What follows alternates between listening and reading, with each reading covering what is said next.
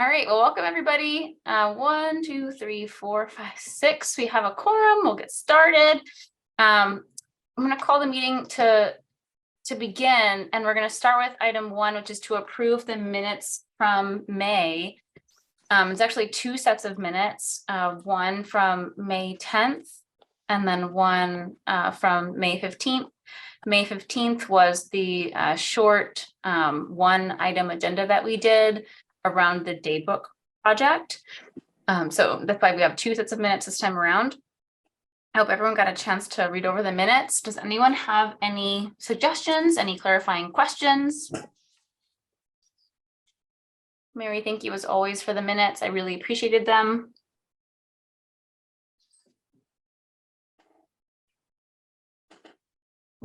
So I move to approve the minutes from May 10th. Second. Do we want to do 10th and 15th as a? Oh, okay. I'll do them as a package then. Okay, so the motion 5:10 and 5:15. Yep. Michael, did you second that? Yeah, I'll second both. If Mary's, yes, both dates. All right. Any further discussion before we take a vote? Okay. All right. Helene Busby. Here. I'm approving the minutes. Yeah. Yes. Or not, as it. Okay. Nathan Chung. Yes. Michael Falsetti. Yes. Christopher Gothier. Meg McGrath-Smith. Yes. Mary Moriarty. Yes. All right. Thank you. Okay. Moving on to the second agenda item. So the second agenda item says consideration of additional contract term for non-city projects related to signage. Something that Amy has been going back and forth on. One of the things that we've noticed, and I'm sure many of you this will resonate with you as I say it out loud, like we get to the end of a project and one of the final pieces to be considered done is Amy says, great, and where's your signage? And sometimes projects get to the end and they go, oh, we didn't put that in our budget. Like, we have no idea how we would pay for that. Or wait, how much does it cost? It costs $600 for a sign? Like, it's a huge, I mean, it's insane actually. But to have a professional company, create a sign that can withstand time in an outdoor setting, which many of our projects are, the signs can actually be quite costly to design and make. So we've been thinking about how do we make sure that that doesn't happen?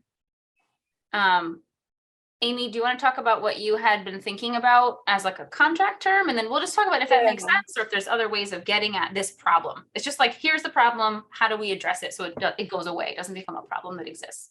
Sure. And just for background context, in the applications, and I always made it clear in the instructions to include budgeting for the signage. And of course, going forward, we'll make this even clearer from the beginning. But and some projects recipients, are good with this, but a lot, has been a problem, as Meg says, for others. So one thing I've learned from the CPA networking meetings, so I meet with other staff from other CPA communities once a month, and they've shared that one idea is to withhold the last invoice, payment of the last invoice, or the last 10%, although with 10%, I would find that tricky because it may not work out exactly to be the last 10% because they might have sent me a bunch of piecemeal invoices. So it could be the last $1,000 or just whatever the last invoice is that could be withheld until the CPA signage is up. And this could be written into the contract, from the outset. So, under the part where we say that signage is required, we add, that the final invoice will not be dispersed until the sign is installed. So that's an idea I have. And there's something else I wanted to mention about signage to do with one other area we talked about in the CPA community peer networking group is that sometimes, with more and more CPA projects coming down the pipeline, you begin to get a little bit of visual clutter with so many signs. I mean, we want CPA acknowledged, but one way to deal with that, if you don't want to, create too much visual clutter that they're doing in Medford, if I could share screen here, is, do you see this, what I've opened here? Yeah. Does everybody see? Yes, yes. So this is a very small curbs type plaque. You can see it's very small that would go on a curb. I think it's might be too small, but this is one thing that Medford is trying, and I don't think they've done it yet though. So I don't know, how it works, whether the DPW has to agree to it or if they stay on, but just wanted to put that on your radar as another thing. Of course, it would have the CPA logo and information, but that could be one way to handle visual clutter if that becomes an issue. It strikes me that another possibility here is that we just use admin funding. We just make signs. And when a project is done, we're just say, here's this small sign, unless you want to do your own, right? And get the sign approved because you have your own way of doing it, or you want it to be a specific material like the JFK Memorial. Made total sense, right? For them to say, no, we have our own way of doing this. But it's something that we could do just to have them on hand, so that especially for small projects, like I'm thinking about the Smith's Ferry project. If you're only being given, under $2,000 to do graveyard work, it seems like a really untenable percent to add on to your budget to then try to pay for a sign that might be 500 or more. Hello, Hi, Michael. what happened? I shot myself in the foot. Bear with me. Excuse me for interrupting, by the way. I Well, pressed, That's okay. We can hear you and see you, Michael. Yeah, you can't see us. I wish I could say the same. I can hear you, but forgive me for, I'm interrupting the meeting. How about is there a picture, the little pictures? Is there a plus sign somewhere? I don't know. Here, I'm here. Can you hear me? Can you see me? Oh, yeah. Yes. We're here. Oh, Yes. Okay. You So- may have minimized it, so you This is just fun, have to- Michael. If you see a Zoom icon on the, do you have a Windows or Mac, Michael? Your your computer? It's a, Michael, if you want, you could leave the meeting and then re-enter it. no, I'm fine. As long as you guys can hear me and see me. I pressed the wrong button. If you Okay. see a Zoom icon on the bottom of your screen, just click it, double click, and it'll maximize the program again. I think you just minimize the program by accident. Anyways, we still see you and hear you. And that's the important part. Okay, anyone who wants to weigh in on either a shift to the contract, making signs, and anything sign related, just as we're trying to make sure that we resolve this issue. Michael? Madam Chairman, Amy, how big was that Medford sign? Was it like 6 inches by 6 inches, or was Looks it? like a postcard. Oh, Well, God. somebody held their hand next to it, so it's pretty small because that's why they held their hand. So Where if I- were the folks in Bedford, where were they putting it? so if you can see it now, you can see how Yeah. big it is. Yeah. No, that's fine. Thank Oh, you. they were putting it on the curb, actually, the curb in front of where the project is, but they haven't started it yet, so we don't know how well this will work. But it's just, another idea. Mhm. That's awfully expensive, Amy. It's now $4,000 just to install it. I mean, I like the design. It's very compact. It's visual. It's perfect. Yeah. I like that better than our current sign, to be honest. I don't love the design of our current sign. Yeah, Amy, if you like, just envision can't we put a sign that's 12 inches by 12 inches by 8 inches high with that Medford design, if you will? Just wherever the DPW buys their stop signs or buys their caution signs, just an outdoor sign. I mean, I can't think it'd be that expensive. I could be wrong, but I don't think it's that expensive. It is expensive. Yeah, they are Like very usually expensive. between $500 and $700. Oh, God. I know, but this is what it is, right? Like welcome to that's cost okay. overruns. And there's Girls Inc. is using a different company than the city has been using to do the city projects. And I'm gonna be interested to see what their budget comes in under for the sign, to see if it's less. If it's more affordable, then we'll start guiding people there. Because applicants also ask us, right? Like, oh, well, do you have a proof of a sign? Do you have a sample? Can you tell us who you get signs from? So I think we should also, look for less expensive quotes to help people out as well. Amy, you have your hand up. What are you thinking?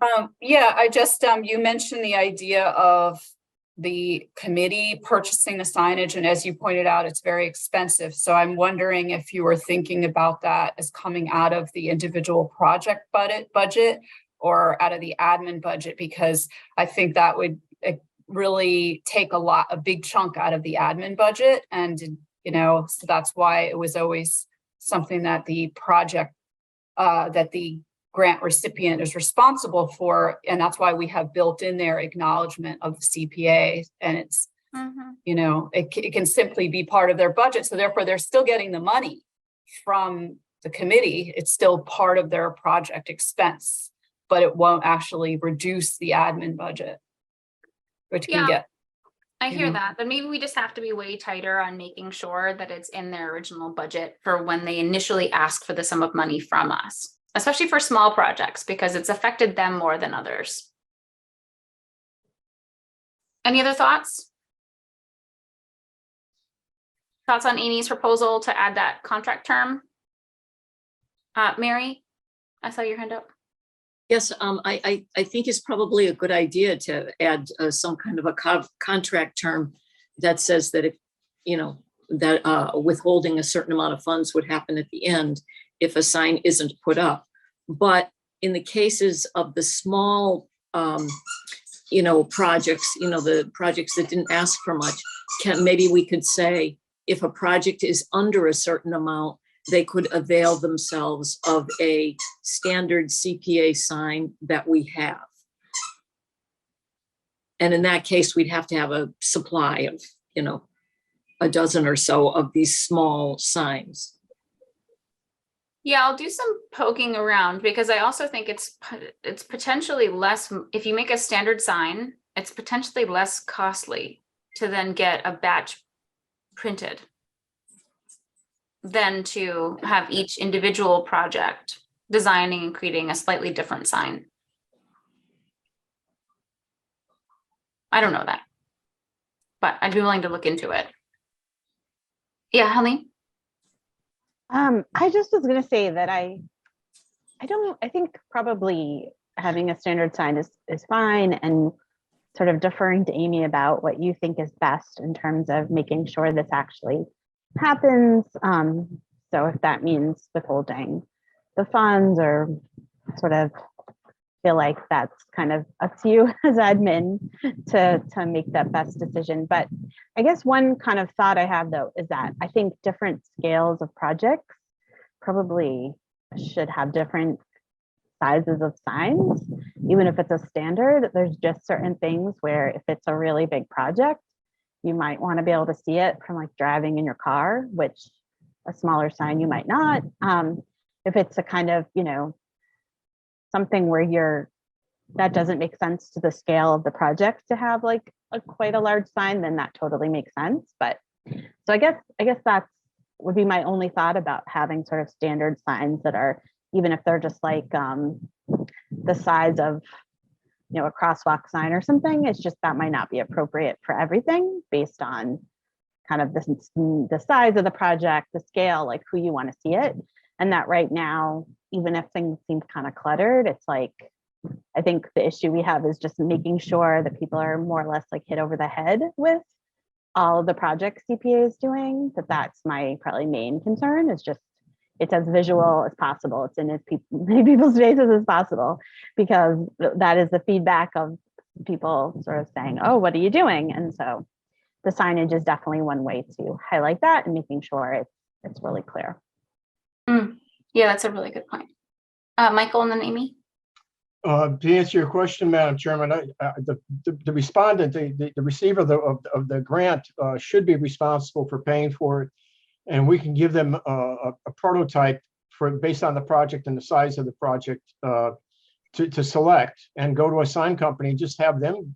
And like Amy was suggesting, I quite frankly, I would withhold the very last invoice, payment of last invoice until they put up the sign, you view it, approve it, and then process the payment. Because quite frankly, they could, I mean, if that's part of the contract and you sign the contract, and it's incumbent upon you to take care of the conditions of the contract, and that's one of them. And but they should pay for it. Our admin fund shouldn't pay for it. It should be the person itself. They should put that in their proposals, let them worry about it and not us. And it should be, again, for a big project, a good sized sign. A smaller project, you know, something small and outdoor and inexpensive, if you will. And it doesn't have to be glaring, but just to acknowledge it. Mm-hmm. Yeah, I think that's true going forward. I do think this Miss Ferry project will never have a CPA sign unless we pay for it. But that's because it sort of happened at an earlier era. We were figuring out all of this. Like, we didn't make really clear to them. We didn't check their budget to make sure that the sign was in there. And the project was done. The budget was expended before they thought about that sign, right? So, and that's okay. Maybe this Miss Ferry project just doesn't get a sign, right? And that could be okay. But it is the only project that probably will never have a sign unless we end up coming up for it, just because they don't have the Friends of City Hall don't have that kind of money for a sign. Amy and then Nathan.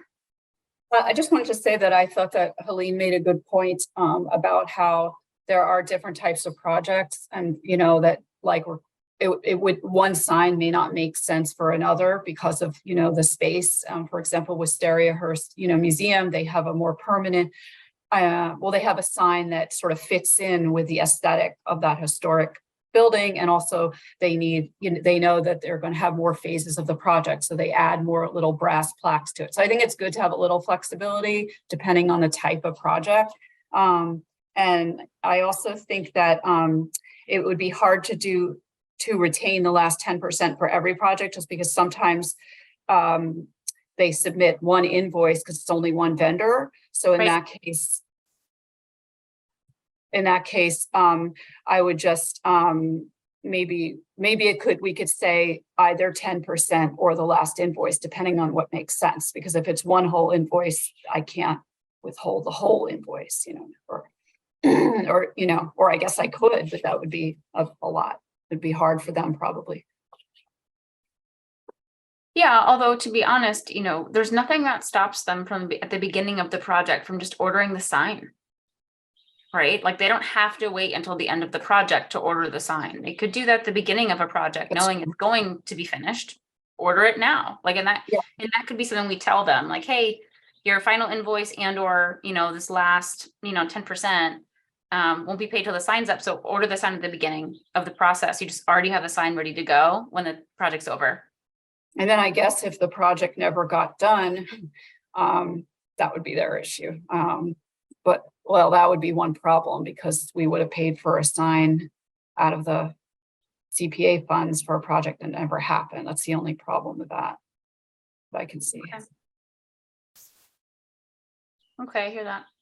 Nathan?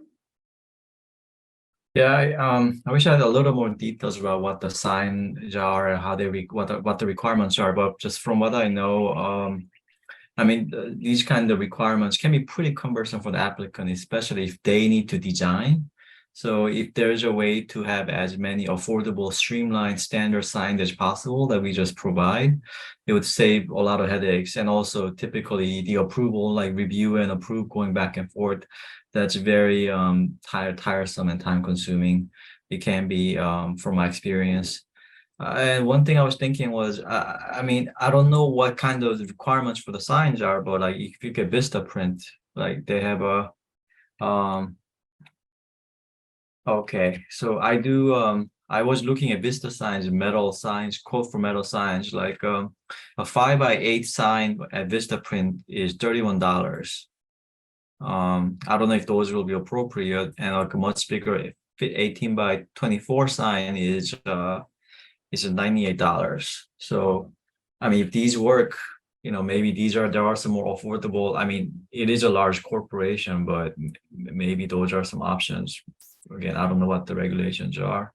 I will tell you the 12 Yeah. by 18 sign that we had mocked up by a local company that's the same one the city's been using for Smith's Ferry was $863. Yeah, so a 12 by 18 sign made by Vistaprint, a metal sign, it's $65. Well, and there's a question, like, I don't know about Vistaprint quality, there's Right. other questions I would have for sure. But it's worth looking into. And like I said, I'm interested in seeing the Girls Inc., the former O'Connell building project. I'm interested to see what their sign ends up costing because they're using a different local company. Okay, well, so does it make sense then to vote on just adding that as a standard contract term, or trying to really make these contracts as boilerplate as possible, that we have these, standard terms that we use?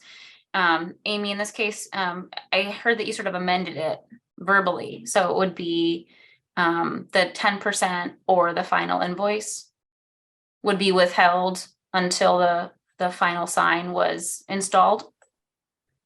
Yeah, I mean, if unless anybody else has a better idea, I'm not really sure, but that's just what I put out there. Okay. Well, I'll make a motion for us to add as a standard contract term that the final invoice or the final 10% of a project's funding will be withheld until the CPC sign has been approved and installed. Second, Any further discussion? Mary?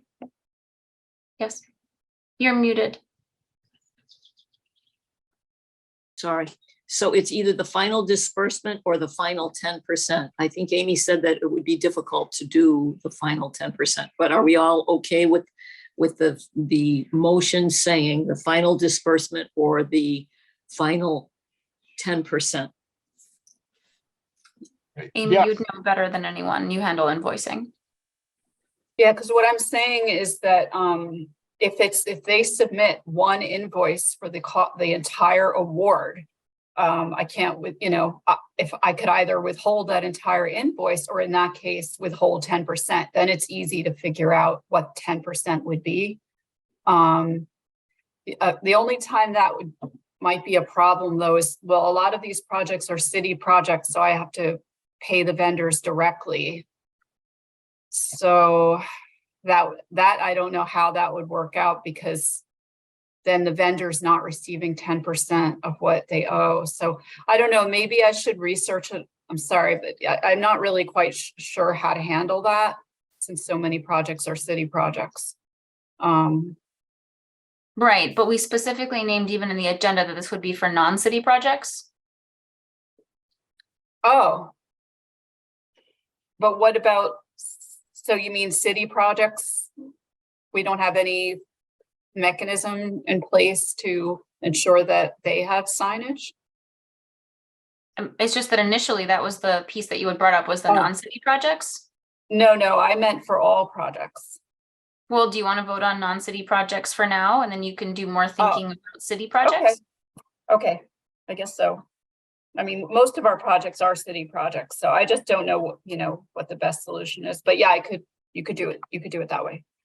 So let's do that, and then we'll come back to the idea of city projects once you have a better idea whether it's you want the same process or a different one. Mary?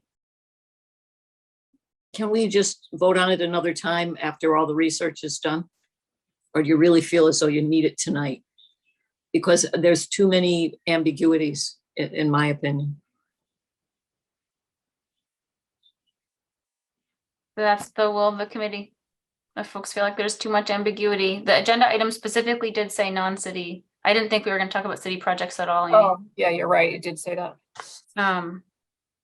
well, Madam Chairman, Mary, if this applies to non-city projects, either withholding the final payment on the invoice or 10% of the total project, or whatever it may be on non-city projects, that's the question. Do you, not city projects, strictly non-city projects?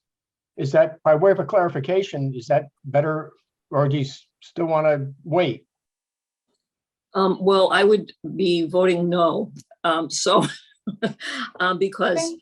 two things. One, I don't know why we would single out non-city projects. And secondly, I don't know if we have a certainty in regards to final disbursement or final 10%. So, okay, it's okay. Why don't you go ahead, vote on? I'm not in any rush. It doesn't matter to me. And Amy, seems like you've sort of named, you know, now that we've talked about it, there's other concerns for you. So let's wait. Well, I was kind of hoping to hear what, if the committee had ideas for how to handle it. That's, you know, I didn't know what the final word would be, but yeah. I think you handle invoicing, so you have the best sense of it. So you tell us what you need. And if you know what you want to think about it now that you've heard us talk about it and then come back to us next month or next meeting, I think that's fine. Yeah, I mean, I also think there's time because there's little time because we're not talking about the current contracts. We can't rewrite those. No. We're talking about the future ones. Okay. All right. Well, let's table the agenda item until the next meeting. We'll move forward. Okay. So the next agenda item is updates on past projects, included but not limited to the MIFA's mural contract, which I'll start Oh. there. Excuse me, Megan, sorry, do we need to make a motion to table it? Oh, yes, I think we do. You're right. You're right. So I'll make a motion to table agenda item number 2 to the next CPC meeting.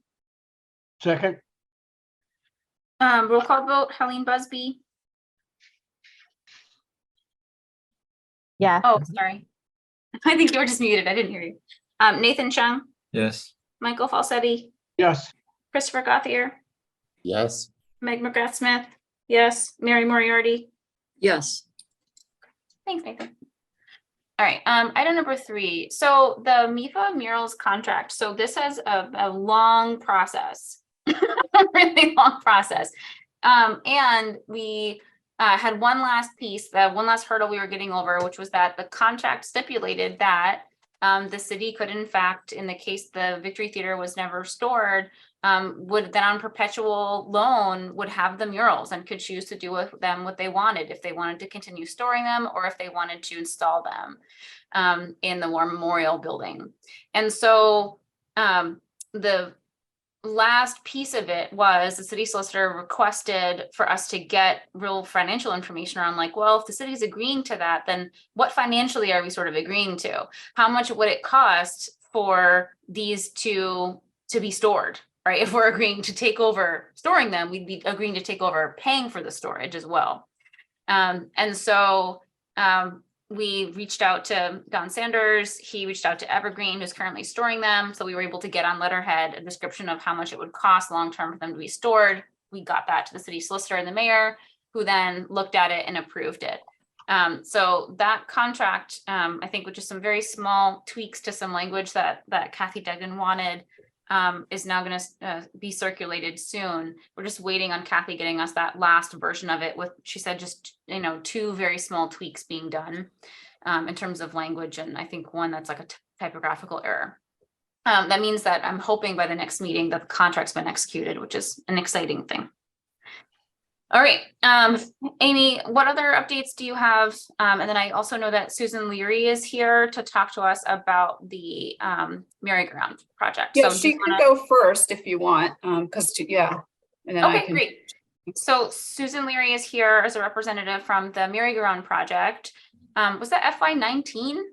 Oh my gosh, yes, it's been a while. We got set back a little because of COVID, because they Yes. shut down their museum and some contract language, things like that. But yeah, we're looking good. I do have some pictures to show you. I noticed I asked, yeah, you can, wait a minute, and I gotta remember how to do this. It's been a while.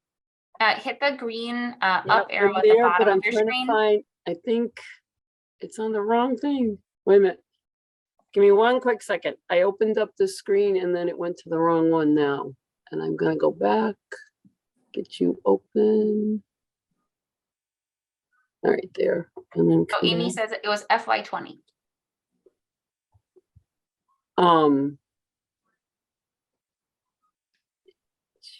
There we go. Okay, no share. All right, do you see my little Mhm. slideshow? Okay, let me get it to go all the way up. This is Captain Jake, which was the first one. This was really just, I'll go as quick as I can because it's a lot more interesting to me than most people. But if you see his side shadow, we had a whole long talk about whether that was a phoenix or an eagle, decided that it was an eagle. That was him as they primed him. And this is what he looks like now. He's completely Oh. restored and ready to come back. We've asked them to hold him so that we can reduce the cost of transportation, bringing more than one back at a time. So they're graciously holding him. This was Lancelot. If you know anything about merry-go-rounds, they are in awe that they have him, and they're just going crazy over him. Every time they send us an email, it's like they have a god in their house. But his legs is where our concern was. We had long talks over that. We were almost going to have to, oh, I went too far, but that's okay. This is what he looks like now. They thought at one point we were going to have to take all 3 legs off and ship them to Ohio at a cost of $900 per leg plus insurance. But they asked us, we gave them permission. We said, we'll fundraise, we'll find the money somewhere. And they stripped it and found out they could fix it. So they fixed it, they primed it, and he is now in this state. He's a little farther along now. I've got one more up there. This is all gold plated paint and silver paint that they put on him. Originally, we just had the color of gold and the color of silver. This is a better view. And then now he is, I got some slides here to put him. This is his before and after. They're not totally done in here. There's a little bit more right there. They're starting to add some green to get some Holyoke colors in there so that we can really kind of show them off. But that was just to show off. That's not our concern. This is our concern at this point, is the stirrups. The one on the left is our old stirrup. It is no longer up to code. There are many children getting hurt with these stirrups on different merry-go-rounds. So it's probably going to very soon become a law, a merry-go-round law, that we can't have them on there. We have a new board member that's been on for just over a year who took it upon himself, and he went to local companies. This is the prototype. It's out of Metal Man, out of South Hadley. If you notice, it's actually got 3 steps. This top part, you do see my cursor, right? Mhm. If I remember right, you're seeing, okay. This top part here will actually be a step once it's created into this. This is obviously just the flat. Once it's become rounded like this and all made, this will actually be a step up here, and we'll make it, and this will be a much tighter to the horse and in a different area. So it just back a little bit. It won't hurt the horse. It'll protect the restorations that we've put on or that we've done, but also will be much safer for the children getting on. So our question is, we have, I got to get my notes out. We have used $19,779.74. That's our Maureen Costello to the penny. We have $6,390.26 left. That was because this person who actually did all this, his name is Mark Pronovos. I'm not sure if anyone knows him, but he is quite the go-getter. He found us so many savings. It was unbelievable. So from the original grant, we just kept saving money for different areas, and we have 6,000 left over. And what we're coming to ask is if there would be a possibility that we could take that $6,000 and put it toward, we're okaying the stirrups. We're asking the Metal Man company out, if they're out of South Hadley, DNS Plating out of Holyoke has actually donated the painting of them for a savings of about $3,800. So he solicited all this for us also. So what our question is, would we be able to take that money and put it toward the stirrups for the other horses? The 4 horses that you are doing, the cost of these stirrups are already on that. And the signage that you're talking about, we knew enough is on there for us to, I thought that was funny when I was laughing. I said, yeah, that was in our contract. Of course we have to have signage. But that's our question. Just would it be okay if we take the rest of that money and put it toward the other 48 horses, or the other 44 horses, I should say? Sure. I mean, yeah, if that was the grant.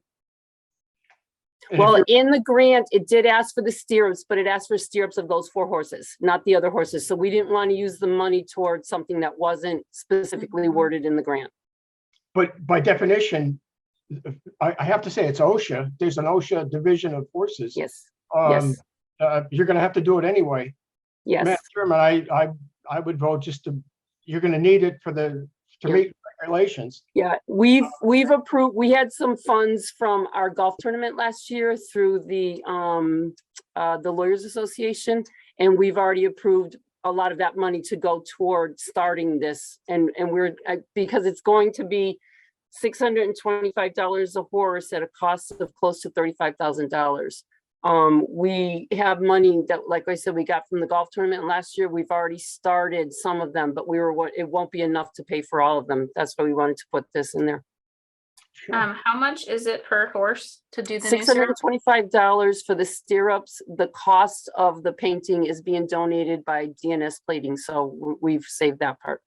So I had So it, the 620 is after the savings from DNS or before? 625 is for the stirrups, so before the painting. Okay.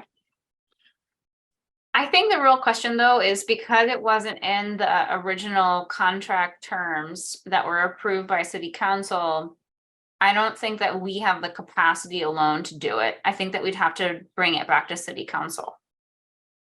Which I know when I emailed Amy, that was her thought too. So she asked me to come talk to you first and then see if you would ask the city council and see if they would vote on it again. But I'm happy to run it by the city solicitor and see, do they agree with that? Right? Or do they think that we have the capacity to make that decision in-house as a committee? You know, we could take a vote as a body to move this ask towards the city council pending approval of the city solicitor. Sounds good. Any thoughts about that? Madam Chairman, I think we do have the capacity to do that. We're not adding to the amount of the contract. We're not modifying the contract. We're rewarding them for being frugal and using their own devices to save money. We're not violating the contract. A dollar awarded is a dollar awarded. If they were frugal and thoughtful enough to do this kind of thing, then they should keep the fruits of their labor. It's not costing the city any additional funds. They earned it. I don't think an additional approval is necessary. We're not violating the contract. The same amount of money is the same amount of money. But I mean, Yeah. it's up to the board. It's up to you guys. I mean, that's just. I don't think it's just the money amount though. It's what the scope of work is named as in the contract. And because it wasn't named as for the restoration of horses, but the restoration of 4 horses, I think it does get murky. And that's why in general, I feel like we have been learning as a committee to keep things a little broader, right? Like, did we have to say in the contract 4 horses only, right? We ran into the same issue earlier this year with the stained glass, right? That we had named very specifically that it would just be, you know, this one window or these 2 windows. And then with the matching grants they got, it became murky around, well, actually, now that we have this matching funding, we'd like to actually not do that window. We'd like to do these 3 windows. Could we do those 3? Well, that's not named in the contract. So yeah, I think that we've run into this before. And I just think in general, I think we need to work with our applicants maybe around the scope of contract language to keep it a little broader. Because when it comes down to this kind of stuff, even though we love it, and we, like to Michael's point, when I say, well, thank you for being frugal, and of course we support this, but also the contract kind of binds us in a way that we don't want to be bound. Madam Chairman, well, no, it's whatever the board wants. Let it be whatever the board wants. I think we have to run it by the city solicitor before we can take a vote on it. Okay, all right, so moved. I don't think anybody on the board would be against it. I'd be hard pressed to think anybody would. Well, and similarly, I think if we bring it to city council, I don't think we're going to get a no there either. But to your point, maybe we don't have to ask. Maybe it's something we can handle in-house, in which case we should hear that from the city solicitor and then just vote in-house. Good idea. I have a question. Yes, Celine. Does the 6,000 plus the other funds that you have, do you think those are going to cover all the horses? Because I'm wondering if we're doing this anyway, and there's this savings amount, if there's other amounts that then CPA could help out with or should help out with, that we sort of maybe kind of do it as a package. And I feel like saying part of this is 6,000 that they didn't spend, and they found a really, safety conscious way to invest it, plus whatever additional amounts, just in case this is the sort of thing where we would go through all this for the 6,000 and then there's more for this particular project. But if the rest of it is covered and it's only the 6,000, then totally understand that. To a team, Amy has received emails from our Maureen Costello. Everything is covered, including the signage. It is all, like Meg said, I meant the stirrups. I meant for all the stirrups. The stirrups for the 4 horses are covered. Right, but but I meant for because you're spending all this on all these other horses' stirrups. And so I'm wondering if that's something else, like that, whether, I guess I'm saying, is 6,000 enough from CPA, or should we be considering putting more in? And if we are, would that be better to just sort of do as a package as opposed to this piece of 6,000 and then an ask later? How many horses do you have in total? We have 48 horses in total. We have, I wish I put it in front of me, but I know we're coming back to you with another grant this coming time around, asking for more grant money to start restoring more horses now that we're in full force and now that they've really got it down at the New England Carousel Museum. So yeah, we will be asking you for more horses. And it just, this money, the 6,000 was almost, or could possibly been enough to restore one more horse. But in the process of that, the inspector came and looked at the stirrups. And then we said, we have to take a left turn and we have to get these stirrups done first, especially since they need to be done for the horses that have already been restored. They didn't come under the CPA grant, but over various amounts of people that have donated money to us, horses have been restored and they're now sometimes being stepped on the wrong way because of the lack of good stirrups. So Yeah, no, Madam Chairman, we're making this far more difficult than it is. Why don't we just vote to send it to the solicitor, make a decision on the $6,000, let them proceed and be rewarded for their investigations and go from there. We don't know what the future holds. So let's award it and go from there. We're spending too much time on this. This is not worth, just have the solicitor clarify it. I mean, that's the question. Yeah, that's my hope. So was that a motion? Yeah, I'd like to make a motion that we send it to solicitor to clarify the contract, if we can award or keep the contract as is, including the $6,000. The $6,000 that's left over for future, I guess OSHA demanded new stirrups for horses. Okay. All right. Well, so I will reach out to the city solicitor and then we will go from there. But I think it makes sense in terms of the expediency of it is for us to take a vote that would allow us to move after that. Because we actually normally don't meet in July as well. What I would like us to vote on is being able to, proceed with supporting the merry-go-round project, knowing that could mean voting in-house or just simply, going to the city council after consulting with the city solicitor. So moved. Okay. Any further discussion? Second. Okay. Any further discussion? Questions? Okay. All right.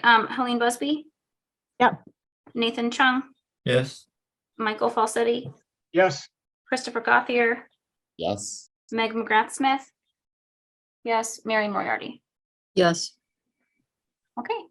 Thank you, Susan. Two just very quick things. One, when we get Lancelot back on, we are planning a cocktail party with an unveiling and a raffle to see who could ride Lancelot first.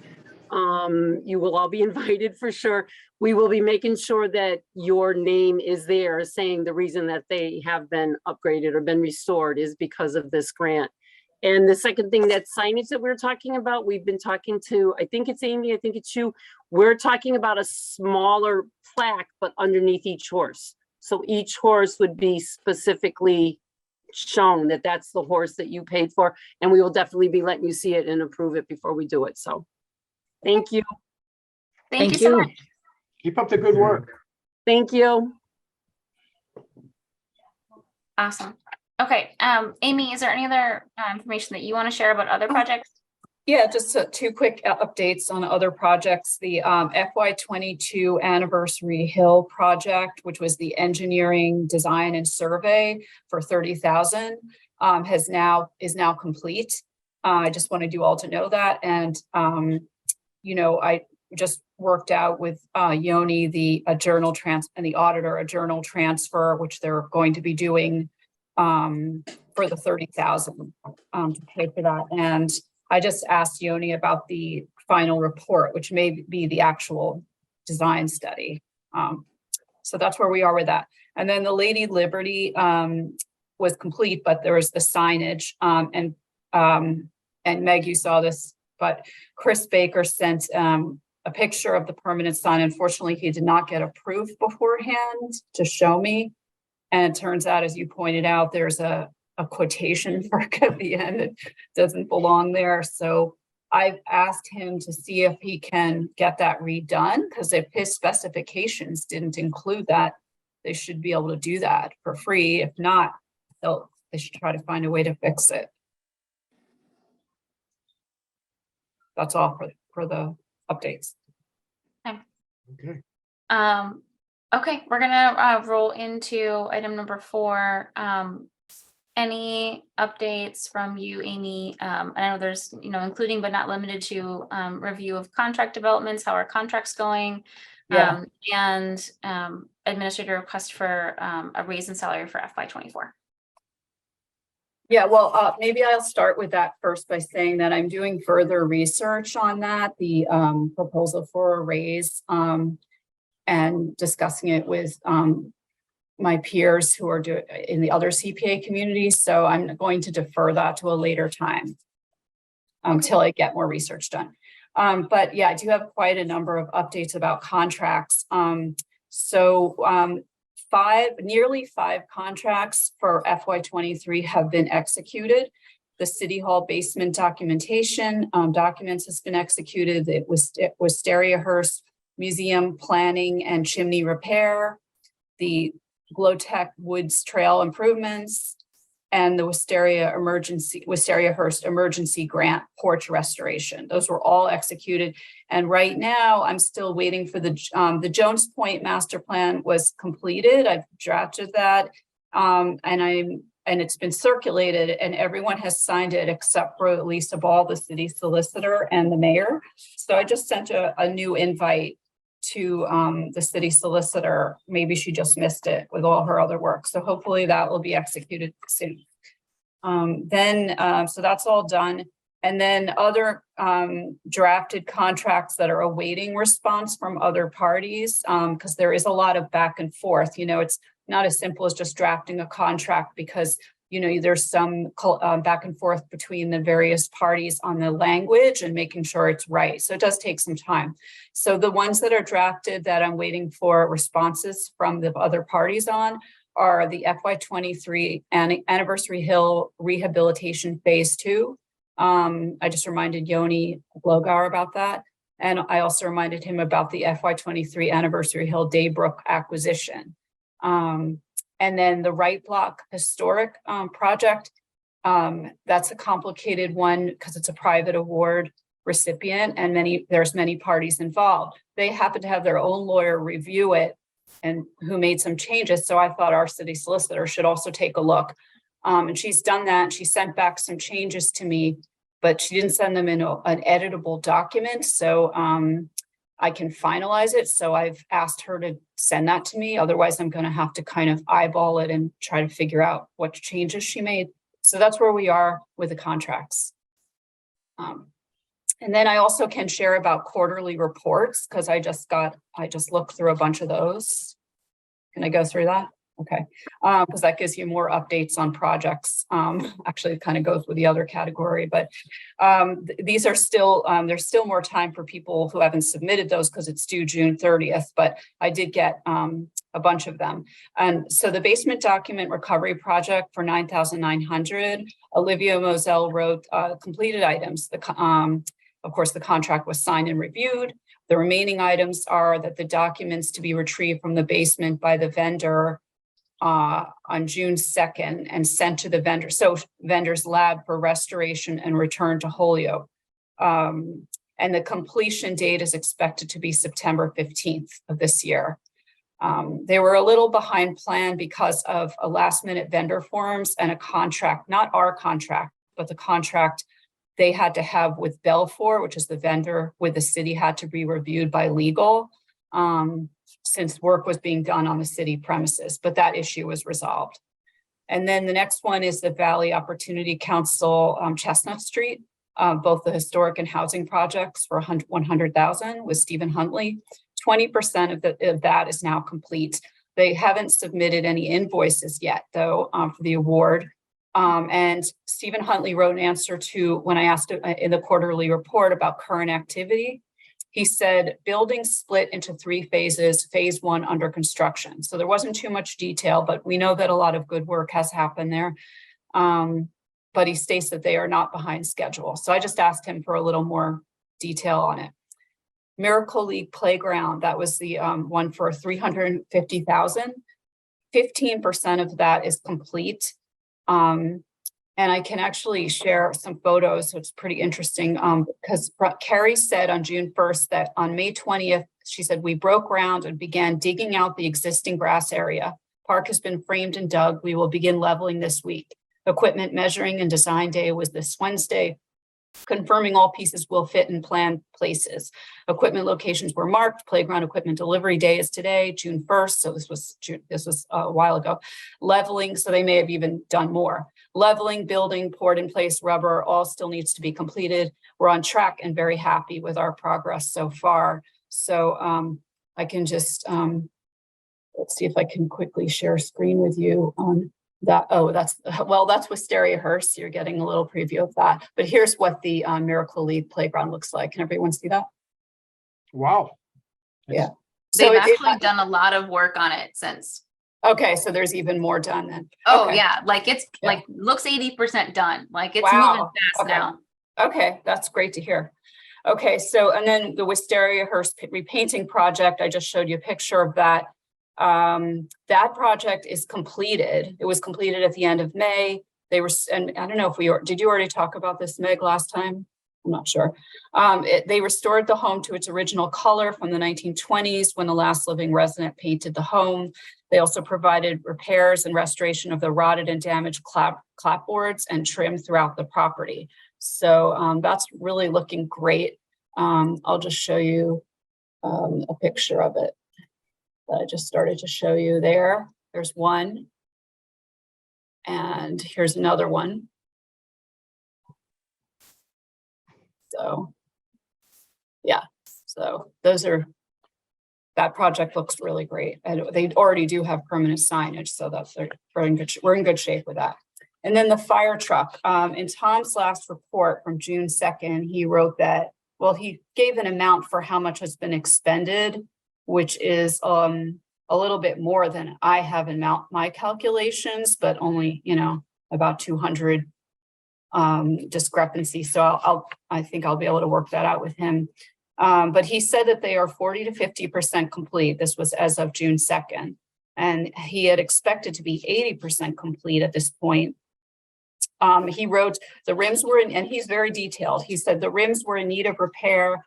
Trying to replace them was a major problem with locating them and finding rims that were in good shape. All parts have been sandblasted with the exception of rear hose bed, with this being the last part placed back on the vehicle. Side running board, rear running boards, and floorboards for the cab have been planned and finished with 4 coats of polyurethane. Hose bed wood lining has been planned and are in the process of having 4 coats of polyurethane applied. We were unable to remove the steering wheel because of the possibility of damaging it. painting it in place is the safest alternative. We have the tires in-house, and once the rims are all set, the tires will go back on. Chrome plating is at about 60% finish. He said I was able to locate a leathersmith who can accommodate our needs for the leather handles on the nozzles and leather belt tie downs. At this point, there are no major hurdles to overcome. So that's all good. And I think about 5 more reports are expected by the end of June. I just sent out a reminder. So that's what I have to share in that category.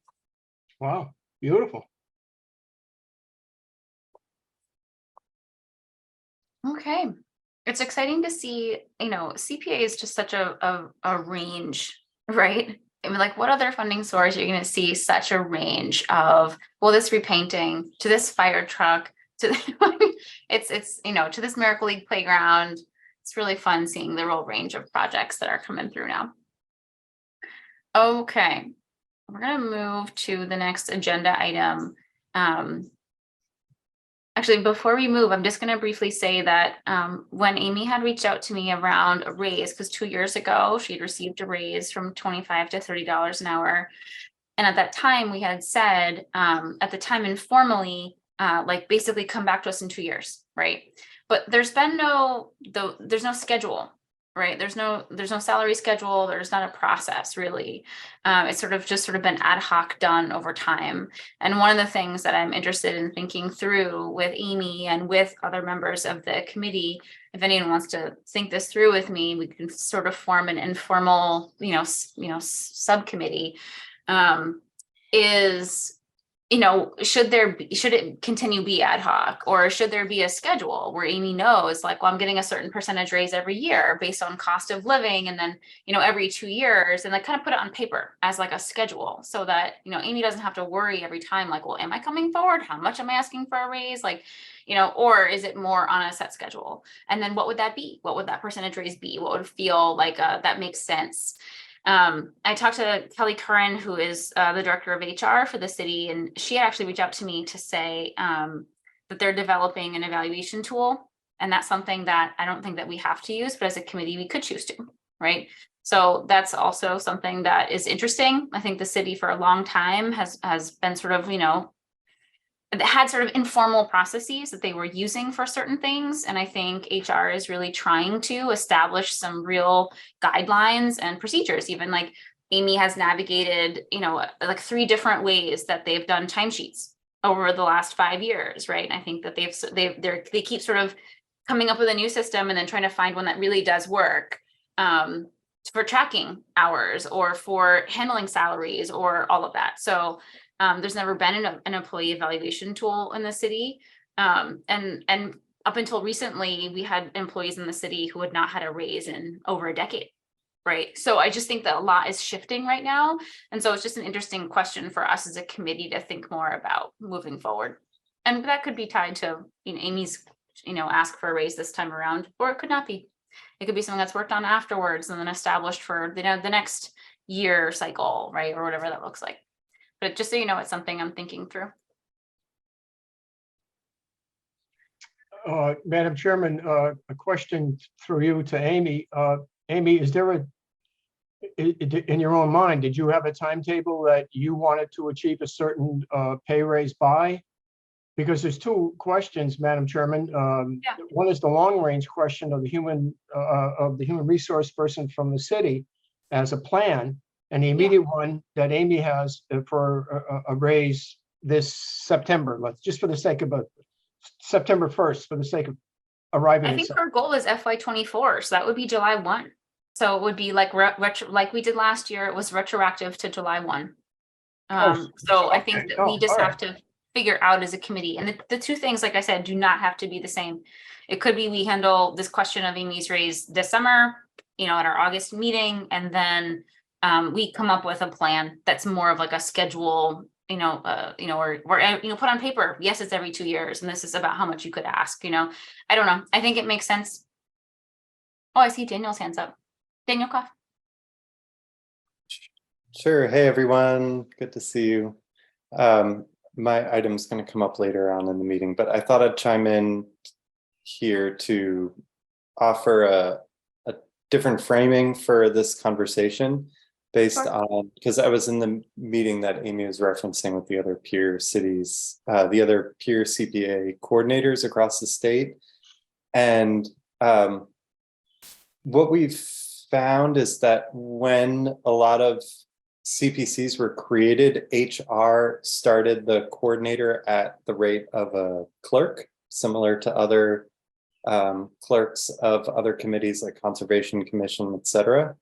But what, as CPCs have hired full-time coordinators, they've started them at the rate of a senior planner, because a lot of the work that coordinators do are revolve around specialty skill sets that a planner would have. So it's in addition to just kind of getting on a annual evaluation track and schedule of raises like other city employees get, it's also thinking about it kind of what pay grade the coordinator should start at, and whether it's at a clerk or a treasurer or a planner. And Yeah, that's a really good point. And I can look into that. Like I know I looked into what is a clerk's hourly wage in the city, and it's between $21 and $22. But that is very much not the work that our staffer is doing, right? And so I think that that's a really good question, as we can also look at like what is the rate of a senior planner. Because I think part of it too is just figuring out like what makes sense, and also just like putting on paper something that feels like it. I don't know. There's some awkwardness to there being everything's really informal, although there's something nice to informality too. I don't know. I go back and forth a little bit on that. I do think that the value of what we have is that we, while we can make sure that we're in some alignment with the city if it makes sense for us, we also don't have to be, because we don't fall underneath, a schedule salary. Like we're very odd in that way. And so we have autonomy that other city departments wish they had, right? To be able to like, here's your admin budget, you spend it as you see fit. That's not the case elsewhere. So I think that's a good thing too. Okay, well, thank you for sharing that, Daniel. That's great. That's good information. I'll pop in the background, but happy to pop back in later. Okay, all right, so, sorry, any other discussion before 5? Yes, Michael. Madam Chairman, can you confer with Dan in the upcoming weeks, if you two have a few moments, and a suggested pay level that Amy should be her due as a result of her experience and the expanded scope of work? We're living in Western Massachusetts, and what would a planner, having her scope and responsibilities, be an average by recommendation as a result of talks between you and Dan, if Dan has no objection?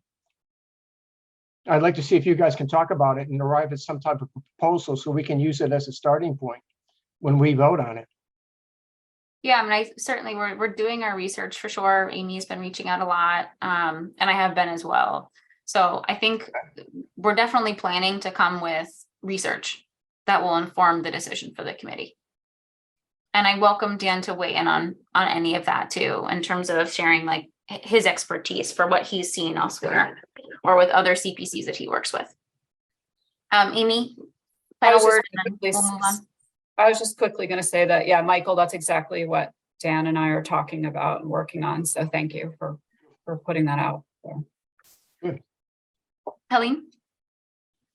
Oh yeah, okay, sorry.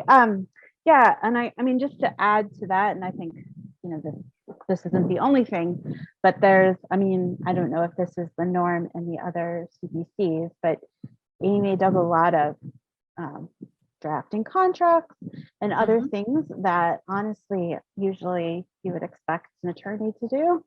And then I know that the council looks at those, but I mean, that's incredible value that should be also built into Amy's compensation, that, so much of that work doesn't have to be, done as legal work.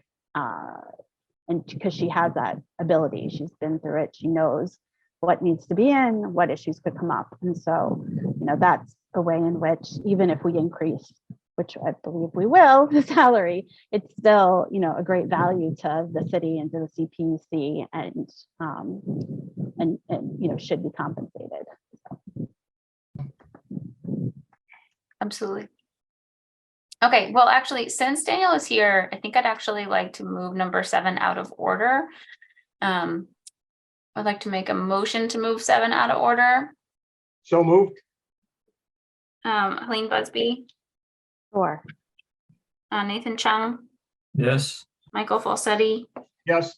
Christopher Gothier, Yes. Meg McGrath Smith, Mary Moriarty. Was that a yes, Mary? Okay.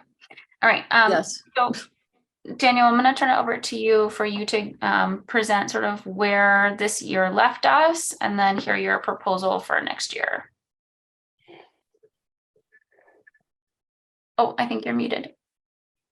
Sure. Yeah. Wasn't expecting to go yet. So let me pull up the proposal. I do appreciate you going, that's bringing me up in the meeting agenda. So this proposal, all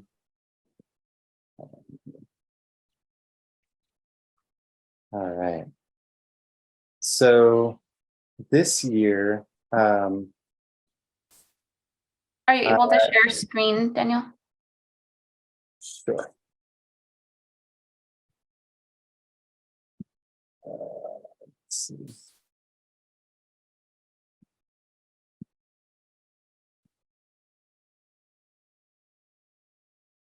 Okay.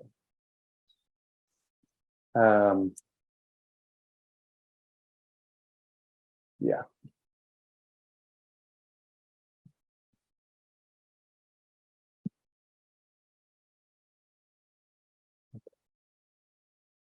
Sorry for the delay.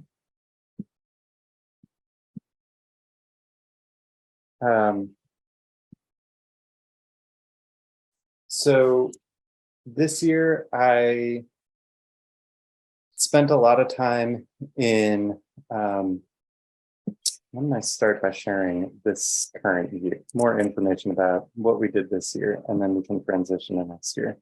Mhm. This year, I spent a lot of time going through your previous budget and reconciling it according to the system that you had in place. So this may look familiar to you.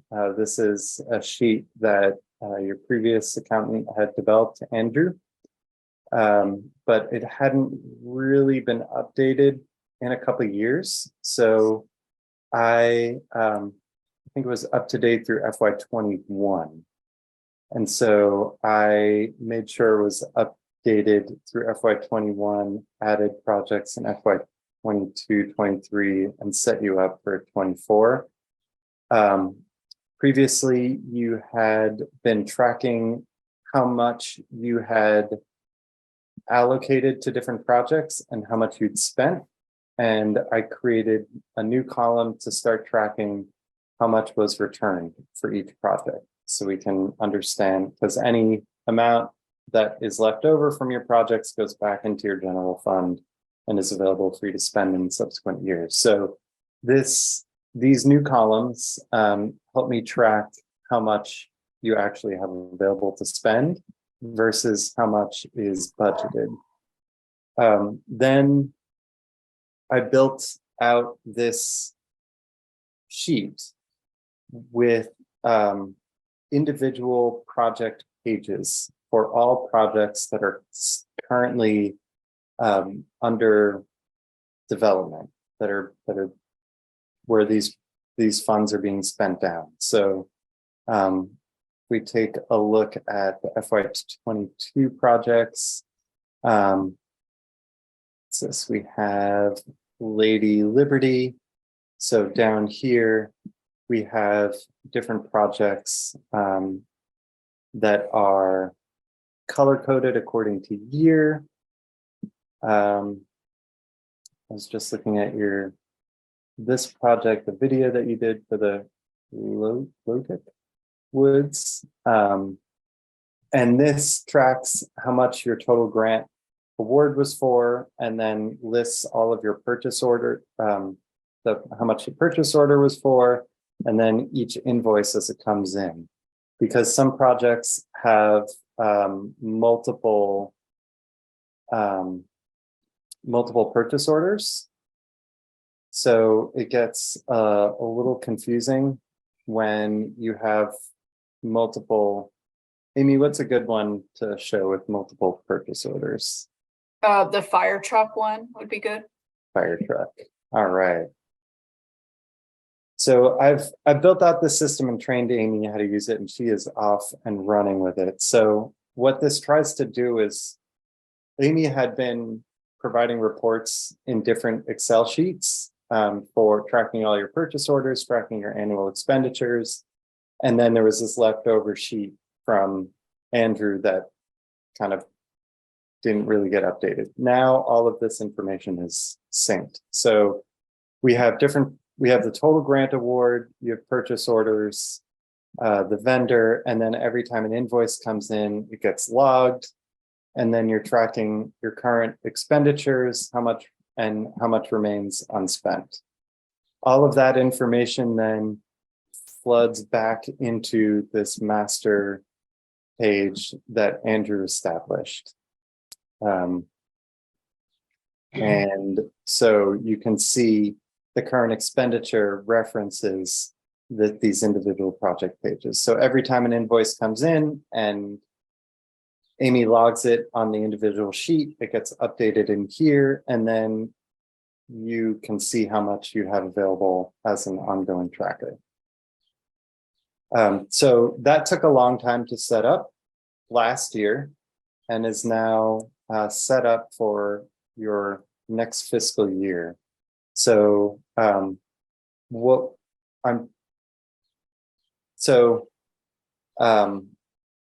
what we are proposing to do for the next fiscal year is to close out the books on FY23 and set up a new system, update it for FY24. So that means taking all projects that have been complete and where some funds have potentially been returned or not, and then deleting those archiving them and taking them away from the FY24 sheet, and then setting up a new sheet for FY23.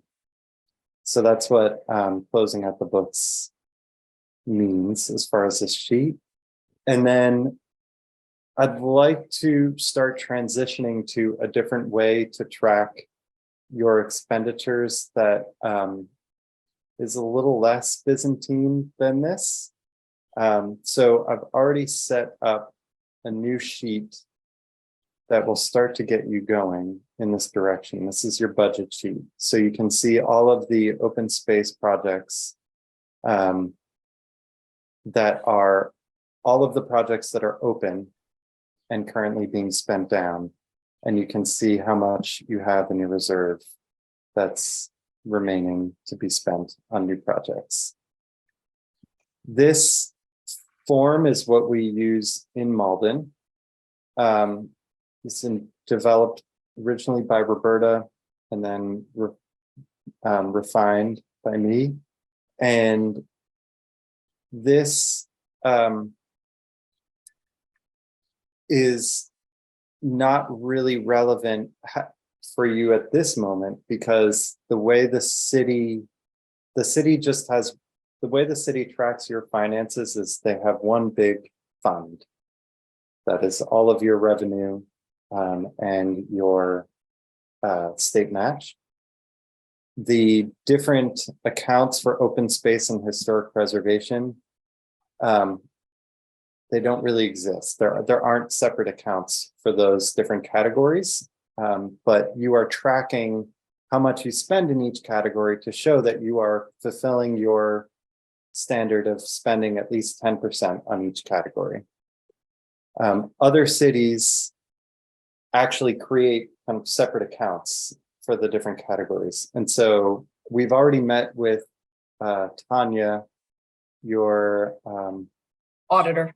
auditor about setting this new system up in FY24. And so that's what the direction we're going to go. And then you will know how much you have in these different accounts. And when you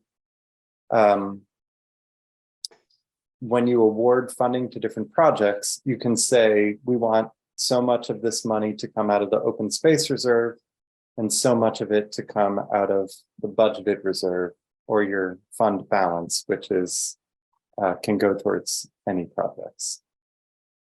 So part of my proposal in FY24 I can share is to here we go.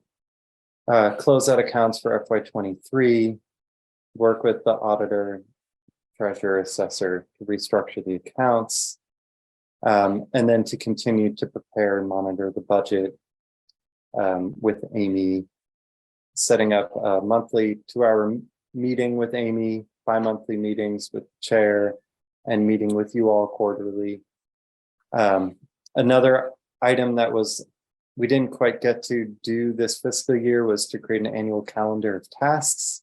So that will help you track, at least financially, and potentially more, kind of what the roles are for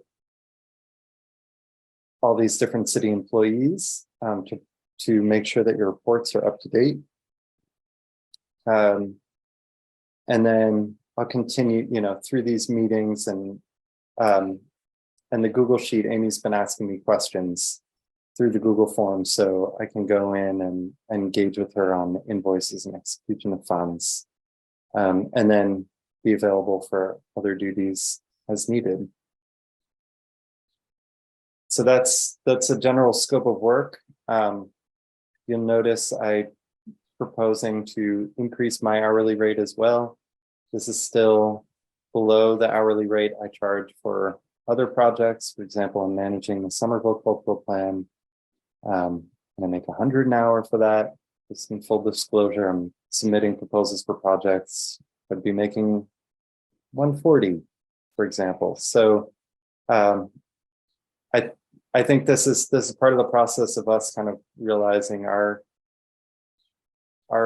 value and specialty expertise, and also trying to align our work with inflation. And I'm trying to bill at an hourly rate where I won't become overly worked, and wherein I'll have the potential to be more responsive to requests as they come in. So the bottom line total is very close to what was received last year, or what the total contract was for this fiscal year, that we didn't spend the entire piece. So You want to show that, Daniel? yeah. Or just verbally? Yeah. Let's see. We'll have it in our admin. Say admin history now. Admin expenses. So yeah, we had encumbered 61,112 and expended 3480 of that. So over $2,000 will go back into your general fund. Can you go over the admin budget in general in terms of where we expended money and then what will be left over at the end of the year? Sure. So you had encumbered 39,190 in total. And so again, this in Malden, we have separate budgets for our operating expenses and for salary. In Holyoke, you don't, this kind of, the boundary between these is just on paper, but they pull from the same number. So for operating expenses is purchase of services for everything from consultants to websites to promotion in your newspaper. You did have something for supplies. It looks like that wasn't used, and then salaried. So this is Amy's salary. So Amy's gone in and tracked. Wow, she's even added number of hours, the date of invoices, and the amount. And so you have a total here. And I just did a quick calculation to figure out how many hours per week she was averaging over 52 weeks. So total 518 hours over the course of the year. So it's about 10 hours a week, more or less, somewhere. So this is every 2 weeks. So, you know, somewhere 15, somewhere less. And then, so we had, we had calculated, let's see. Yeah, so we took, I think we started with this salary number because it was, we calculated it based on her hourly pay and the kind of,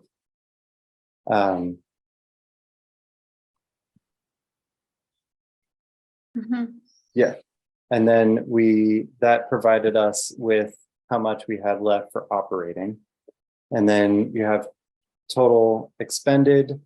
So out of operating, you've expended a little less than 10, out of salary, about 15. And so this is your balance remaining on salary and operating. So in total, you're going to return 13,859 back into the fund balance for next year.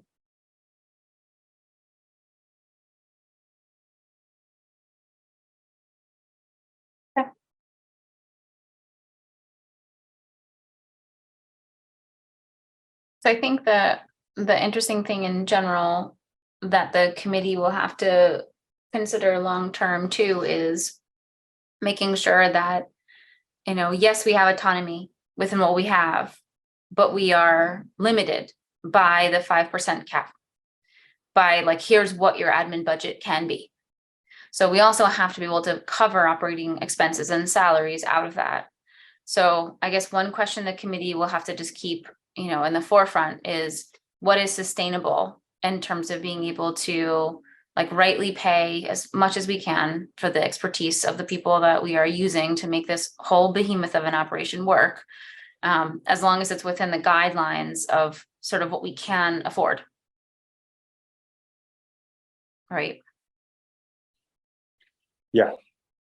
Because, for, you know, for example, I mean, we'll see, right? Like, yes, inflation's real, but will property values continue to increase in the city at a rate at which we can continue to pay for raises? Like, it's going to depend on property value and tax surcharge. So we're a little bit like, yes, I'm been thinking about process, because I think it's nice to have a sense of someone knowing, oh, in 2 years, I could get this much more money, right? Like, I think it's good actually for folks to have a sense of like, yeah, like I do think that I'm going to keep being paid more over time. And maybe that's just because I come from the field of education where it's just built in, like you just know what's coming, and that's sort of nice. But also we'll have to do that within a realm of thinking about, you know, are we going to also hit a point at one point where, yes, we're supposed to be giving raises, but also the tax surcharge is what it is. I built a sheet to help you think through that. Yeah. So this admin history sheet, I've gone through and looked at your budgets for all of your fiscal years and looked at, I have records of your total estimated budget. You didn't, you know, because Holyoke doesn't divide the admin budget into two separate accounts that you have to estimate each year, there wasn't an estimate necessarily. There there was a total estimate, there's your budget, and then we know your expenditures over the years. So we do know how much was returned each fiscal year, and that's in bold. So that can help you. And that's a figure pretty big swing, right? Like one year was $117, another year was 13,000, another year was 5,000. Yes, so And the year where there's 5,000, that's because that was the year that we did the big revamp of the website and also made the videos and the map for the website. So like anytime that we will want to do a project, right? Like, you know, in the coming years, if we decide that we want to create a second batch of videos to update it, maybe we get 3 years down the line and want to have videos that are not, you know, 7 years old, right? That would pull out of the admin budget as well. Amy?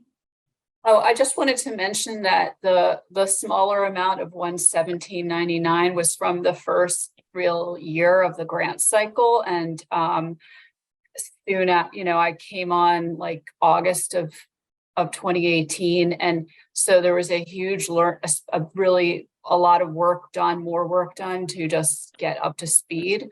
So I think that's why there was so little left over that first year. Okay, that's good to know. So, Madam Chairman, certainly having the type of budgeting we have now and the minutia of detail that we can follow will make Amy and us that much more efficient. Yep. So I think it's all a good positive sign, both for Amy's work and the work of Dan to do this. So I think it's a healthy start, and hopefully when the vote comes in, was it next year? Is that what the scheduled vote, or the year after, or for the question of keeping? You remember the mayor vetoed it and said wait till the next election. It's a little messy in that I know there are some city councils have discussed potentially not accepting the veto and trying to send it to the city clerk to be placed on the ballot regardless. Not sure what will happen with that. I was gonna ask, but I haven't gotten a date yet. Like, what's the very last possible day that something could be submitted to the clerk to be put on the ballot, so that we would at least have like a clear sense of what that actual deadline is for this coming election. It's most likely that would be in the next election and 2 elections. And yeah, I mean, it would decrease our, you know, admin budget by 1/3. It would be really hard, and it would cause some very tough decisions at the time. No question. Is that, just to refresh my memory, is that in 24 or in 26? I can't remember the year. It would be 25, Oh, okay. because it wouldn't be this fall, it would be in. Yeah, Two all right. falls. No, that's fine. So, well, all right. Well, we can certainly proceed for 2 cycles with the presumption that the admin money will be in at about the same total, and we can work down from there, because the 2 main salaries are Dan's and Amy's, and then we can budget.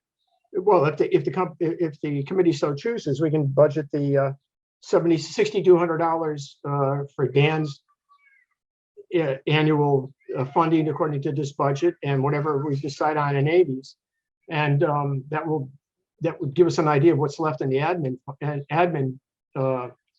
So it's doable. We can do this maybe by, I mean, but Madam Chairman, if I may, and Dan, while you're here, what do we have in our wallets as we speak, as of today, going into next year? What is in our wallet right now? You mean, what's our budget for next year? Well, all right, but I prefer to see what have we got left over from this year as one amount. I can pull up the budget slides. that's your number. You have $1,040,102.80 approximately. Okay, 1.04 million. That's for FY '24. And that includes funds that we've had from FY '23. Yep. Okay, And does not include admin. That takes admin out. So this is what you have available to spend on new projects. okay. So the admin fund is $35,000. Okay, no, that's fine. That's what I needed to know. Is Which, that slightly lower than last year? yes. Why? Because yeah. they're estimating a lower state match. Yeah. Yes, okay. Stuart Sagnor confirmed he expects the state match to go even below 20% in future years.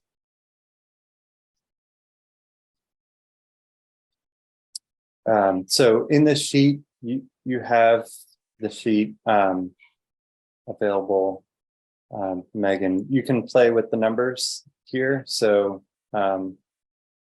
what we did is this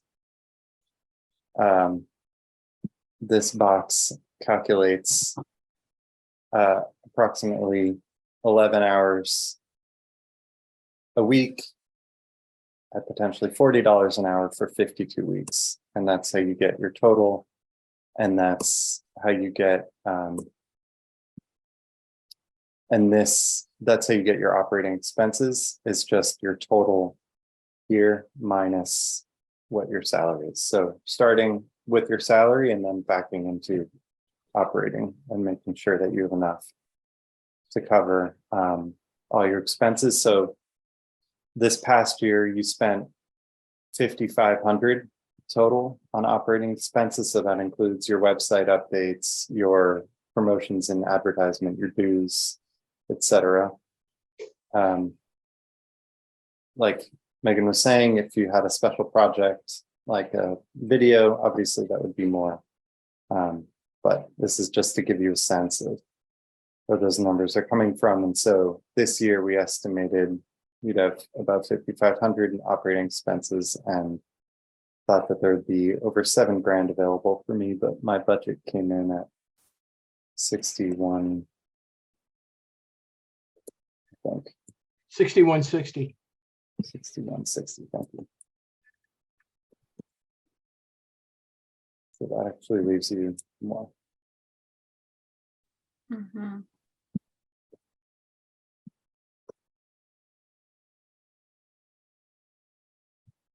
So you would have about 1,500 available beyond what you spent this year on operating expenses, if Amy were to get this full amount.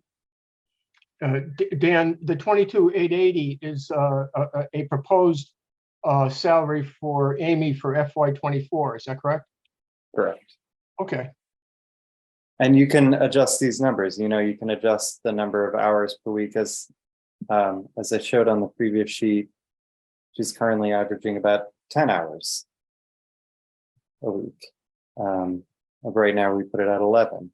You know, for 52 weeks, you could do 50 or 48, or change the hourly to a different number. So all of this is, I'm trying to provide the tools for you to be able to make decisions in a way that suits you. Mhm. Yep. It's a tough, Madam Chairman. Well, thank you, Dan and Amy, for your work, and Madam Chairman, thank you for your work. It's kind of like we're trying to hit a moving target. We're presuming we're going to get so much from the state. We're presuming the surcharge on the real estate amounts. We're presuming that the hourly, the amount of hours that Dan and Amy put in will be no greater than they are this year for FY '23. So it's not an easy task we have in front of us, because there's really no set value or guarantee of return of what we're going to have to work with until it actually shows up. So just do the best we can. It's not an easy task we have in front of us. Thank you, Dan, for that work. For the non-accountants among us, which I'm the chief one, it's easy for me to understand. I don't But anyway, thank you. Thank you, Madam Chairman. Okay, well, thank you so much for that information, Daniel. And I do think it makes sense. His work, right? His contract ends in 2 days, right? The new fiscal year starts July 1. So I would like the committee to consider voting tonight on accepting his proposal, or naming questions or concerns that you have for Daniel or for the committee that we can talk out now, or if we need to, get some more research and then table it and vote again in August. But I would like us to delve into that now. Madam Chairman, I'd like to make a motion to approve Dan's budget of 6160. Again, it's a moving target. There's really no guarantees, but for the sake of the upcoming budgeting season, which will be upon us, we're going to need Dan's help more than ever until we get things settled with awarding the budgets and so on and so forth. So I like a motion that we award Dan the budget of 6160 out of the FY24 administration budget amount. Before you make the motion, could he? I noticed it's almost 7:40, but could you ask some questions? Yep. Yeah, thank you, Dan. The sheet you shared, so it's on Google Sheets. It's an Excel file on Google Sheets. Oh, I think Daniel's frozen. It is, though. I can answer for you. Oh, okay, yeah, maybe it'd be nice if you can at least have read access to it regularly so we can look at it. Oh, that's just it. Yeah, agreed.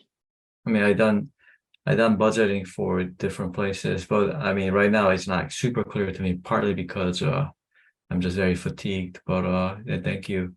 Hi Dan, I just thought it'd be nice if we all get like read access at least to the Excel file on Google Sheets.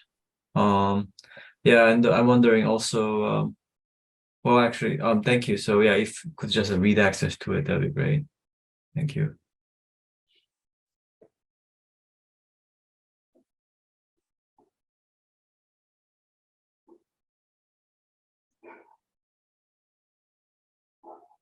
Any other questions for Daniel?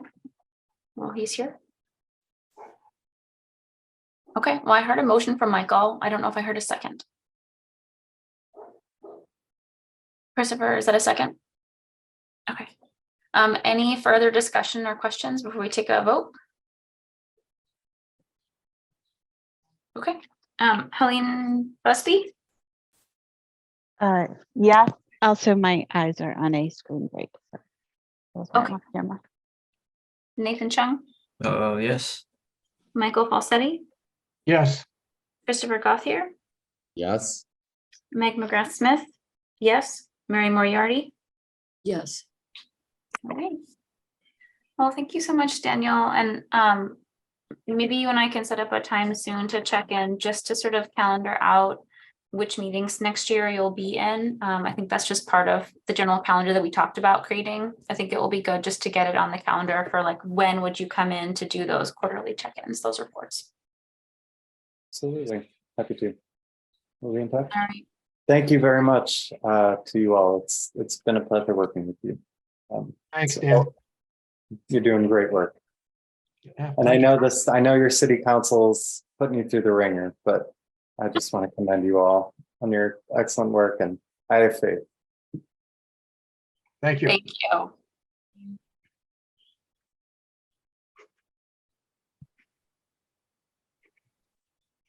All right. We're gonna move to the next piece. We're gonna move back to where we were. Okay, so. All right, sharing feedback on the CPA preservation plan. So I know that Mary, you had talked to conservation. Yes? Am I Yes. remembering correctly? So I'd love to have you share out, how did that conversation go? What were some of the big takeaways they had? And then just hear from anyone else if they've been able to get on the agenda for their board or commission yet, or if it's just in instant progress, or it's going to be at the August meeting, or just give us a sense of timeline in terms of where you're at in terms of checking in with your group around the the preservation plan. Mary, do you want to start and just give us your brief and brilliant? Yes, but could I just ask first, in regards to Amy's raise, did we say when we would discuss or decide on that? I Or think was the it just left? conversation was that we would return to it in August. Okay, thank you. All right, so in regards to the CPAs, we have a number of changes. I went through the, our part of the original CPA plan, and there's a number of details, in there that I would change. And then there was one more under needs and opportunities. There was an additional need that they had asked to add. So what would you like? Would you like each of the separate details? Or what would you like?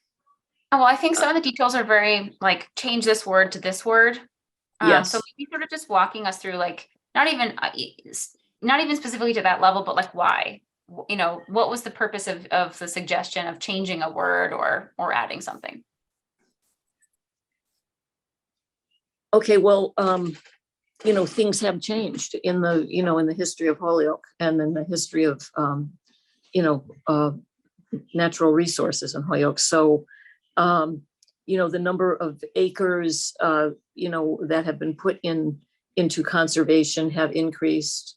The number of acres that have come off of Chapter 61 and have been sold, in terms of, land that was farmland, have been reduced. So those kinds of things, are included in these numbers.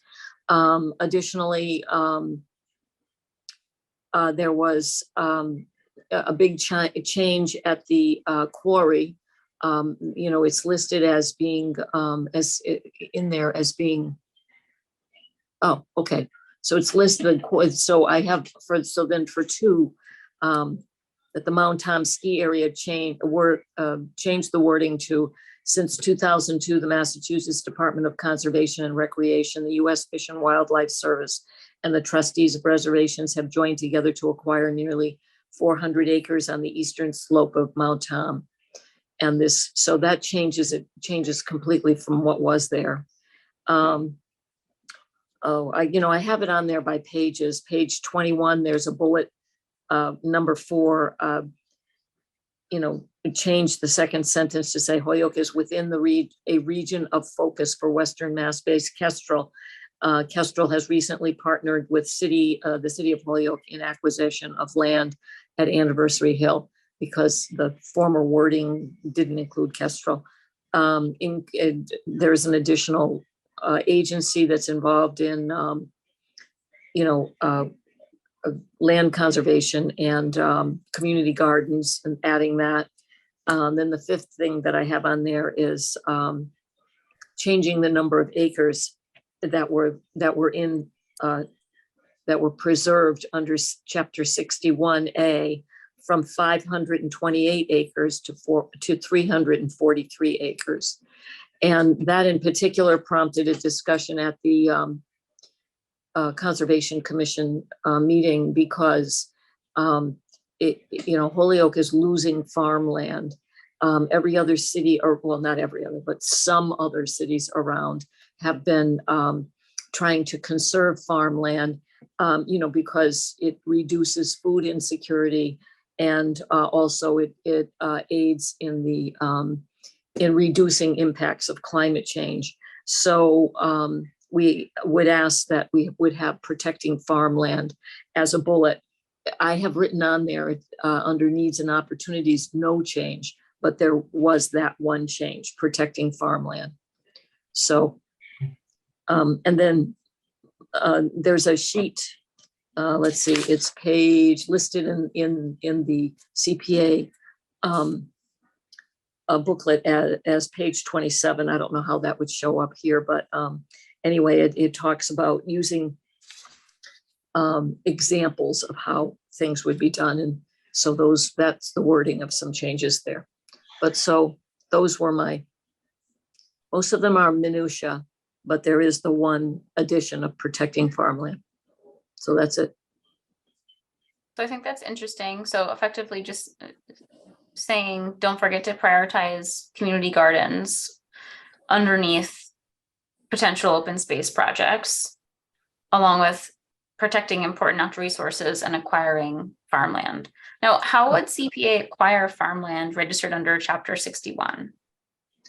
All right, so Chapter 61 is an arrangement now where people who own farmland have a reduced property tax, and they can have this reduced property tax arrangement for a number of years. But when they go to sell the land for development, they have to pay back some of the taxes, if they're going to make a profit at the end. It's not the full amount of the taxes. But at any rate, when the land comes for sale, if there's a purchaser willing to pay the fair market value to put it into conservation, then CPA might be called upon to help do that. Often it would be an organization such as Kestrel, and they helped us recently with Anniversary Hill and with GluTech, and so you know how they operate, but that's the kind of thing they do. There are other farmland preservation organizations that would also be involved in that, but anyway. The state encourages each city preserving their farmland.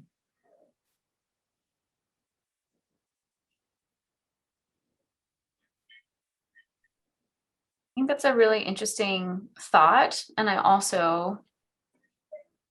I wonder a lot about who knows to come forward for CPA funding and how do they know? And I think some people know, and I wonder, so if that's something the Conservation Commission wants to prioritize, then how can the Conservation Commission reach out to farm owners or say, hey, we're looking for, 1 or 2 farms to partner with us to bring a project forward for CPA, right? To make that kind of project happen. Well, so there have been recent examples where, land was supposed to go, land was coming out of 61A and being sold for development.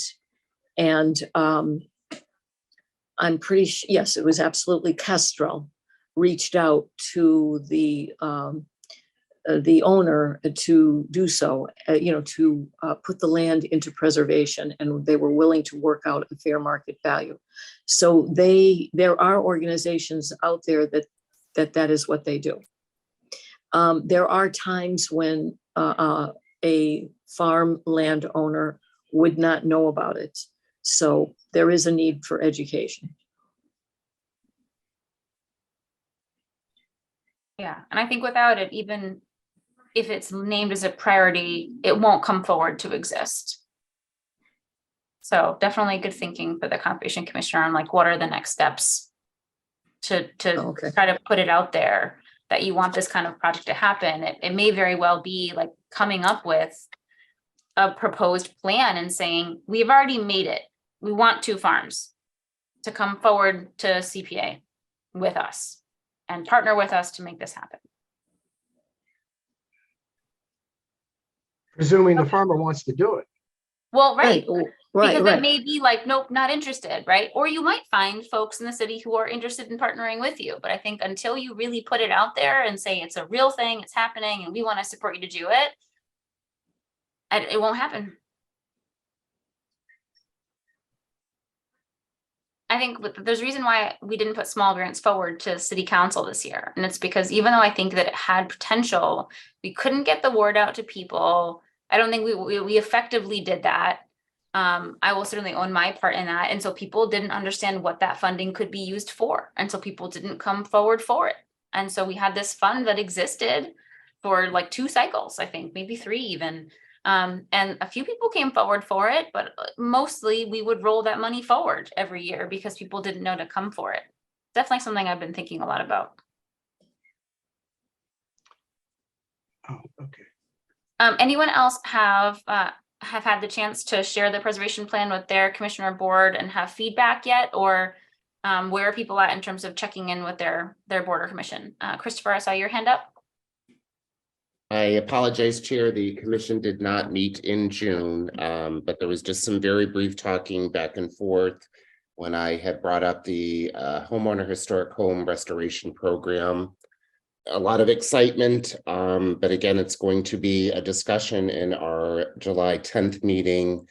And the talk was again about just being a historic district or, a property over 100 years old, what have you. So I am kind of looking forward to the next meeting to hear more feedback on this.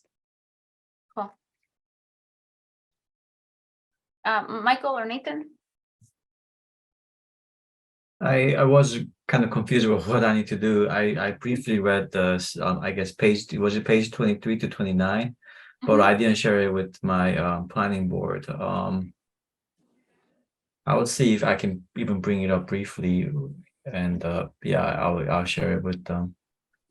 Yeah, we would just love to get any feedback. If there's something from the planning board perspective where they're like, actually, we really wish CPA would think about the following, or we really think that these types of projects are really complicated, and here's our perspective on that. So anything like that is helpful. I mean, one thing I'm thinking personally is, Holyoke has a lot of challenges, right? But especially, for me, I'm biased toward thinking zoning ordinance it needs a lot of updates, and the master plan hasn't been updated in more than 20 years, which guides people on zoning. So if you ever have a chance to look at Holyoke zoning map, it's kind of all over the place. And also there's a lot of parking requirements even in downtown, or a lot of parking lots in the parking spaces in downtown, which is sort of arguably counterproductive, and it takes away from open space and housing and other needs. So I sometimes feel like maybe those gotta be kind of addressed first to really effectively discuss these other topics. Sometimes I feel like jumping into certain topics without bringing those on the table first is sometimes like putting a cart before the horse. But that's sort of my very personal, strong opinion on this matter. But anyways, I'll read 23 to 29 again and bring it up with our planning board. Sorry, I didn't get to do that sooner.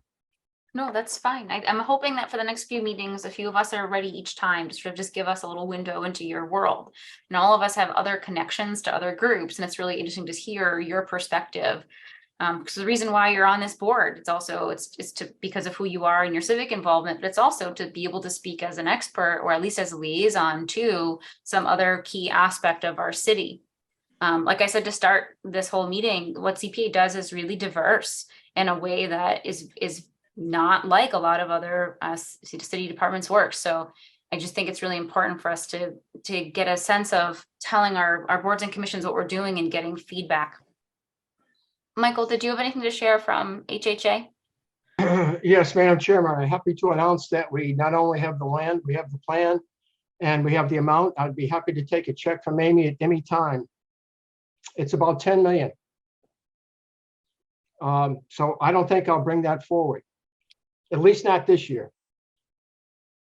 We do have plans, ma'am, but they're by fellow committee members. We do have plans for South Holyoke, continually building home ownership plans that's been in the works. We're one step closer. We've got the land.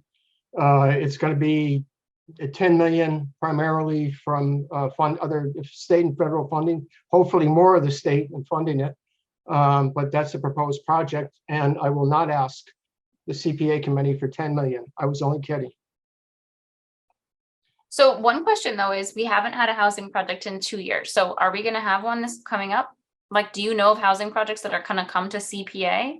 Because I feel like what's happening is that people are, availing themselves of ARPA or other funding sources, but no one's come to us. That's fine. We'll keep accruing funding in the reserve, but. No, you're right, Madam Chairman. It's because of the ARPA funding. Many of the nonprofits made a king's ransom, quite frankly, on the ARPA funding, and they still are reaping benefits from it. So that's why there's been no proposals. We just finished the rental units across from Carlos Vega Park. It was 6.3 million for the underground utilities that we got a grant from the state, and then there was the 5.1 million for the structure itself. We just finished and dedicated last month. That was 12 rental units across from Carlos Vegas Park in South Holyoke. It came out beautifully. If you're ever in the area, you want to drive by, it's something that belongs in downtown Boston. It's beautiful. It's just beautiful. But anyway, we just finished that, Madam Chairman, for new rental housing. The rest we have planned are going to be home ownership. So we spent. And that's well, certainly named in the preservation plan. Yeah, I mean, that's, They really do want first-time homeowner housing and to really expand and make homeownership affordable. yes, this is a direct answer to that. So that's my report, Madam Chairman. I'm not asking for any money. Okay. Well, in the rooms that you're in with folks that you're talking to, Michael, also make sure that you're bringing up that there is this source of funding that's sitting here. I know that, but I know I feel funny. I would prefer, you know, I want to get the money from the state and from the feds. I don't want to come from the city, is what I'm trying to say. Right. I mean, I hear you, right? There's no point in using it if you can get it elsewhere. Right. You're- It's just like, it's just being frugal in a city that has a lot of needs. Correct. And if it can be useful, right, I think then maybe it's thinking about like, who else should we be reaching out to? Well, Madam Chairman, to answer that question, we work with Habitat for Humanity. They're just finishing up their third house. Mhm. Remember the On house you and Jackson I went Street, to? right? Yeah, you and I went to the dedication of the two. They Mhm. by the end of August, they'll finish up on that third. Now, Yep. if they have, if we can help out in the system in any way we can, we'll certainly work with Habitat for Humanity. We can kind of do that one at a time. So we're not totally devoid. But I prefer not to come to you guys at all, no offense, but I'd rather get it from the feds. But if there's anybody locally we would work with, it would be Habitat for Humanity on a home ownership, one at a time. Right. So maybe that's something that we should do. I don't know if you have a contact at Habitat for Humanity, but you could also reach out to them on our behalf and say, are there any other projects coming down the pipeline where you'd want our support? Oh, absolutely. Okay, that sounds good. I can go briefly because it's really getting to be super late. So, I mean, really cutting to the chase for Parks and Rec, I think there wasn't a whole lot of change that was identified.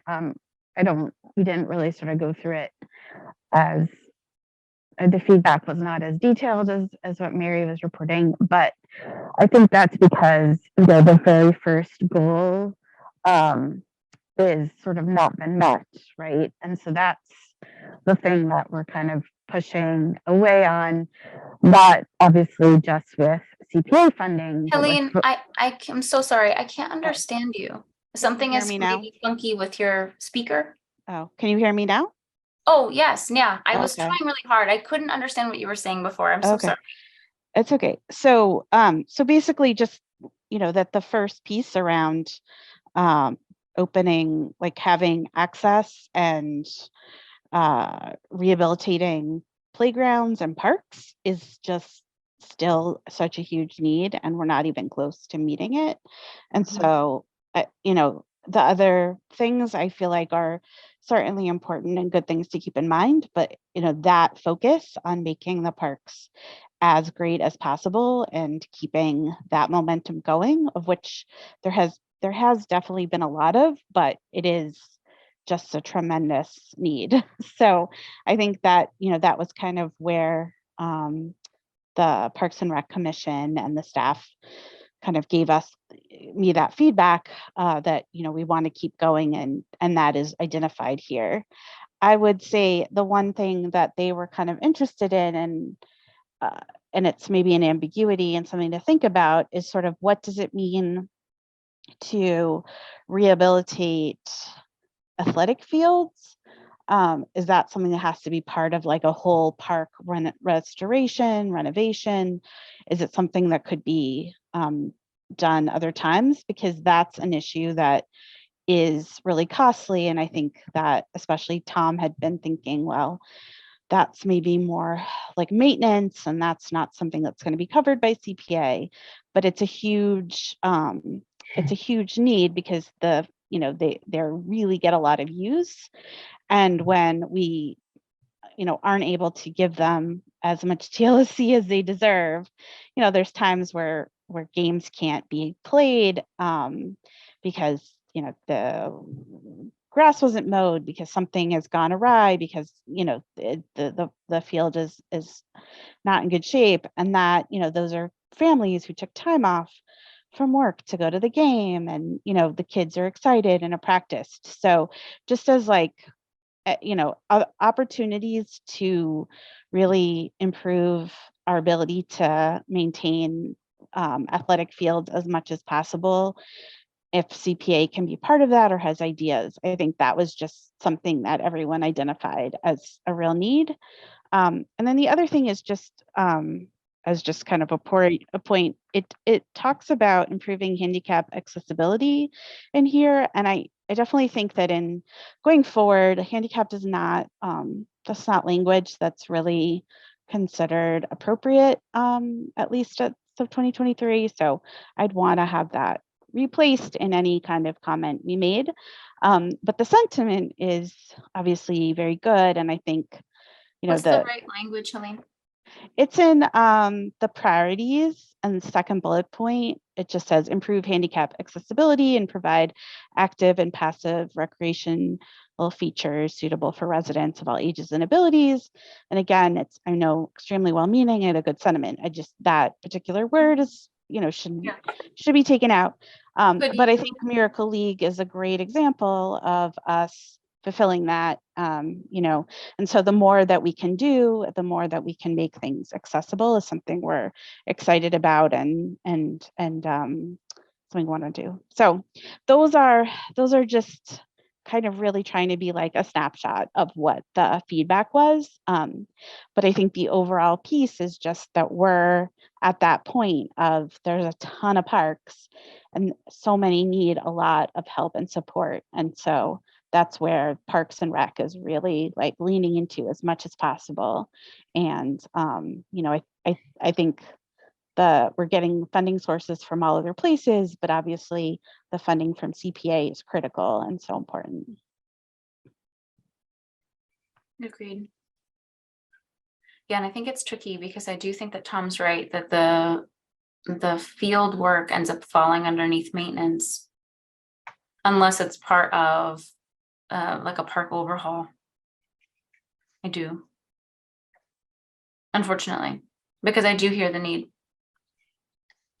One thing that would be interesting for us to know as a committee is sort of like gaming out, like what, I'm sure you have a map or a list somewhere of like, here are all the parks and here's the condition they're in.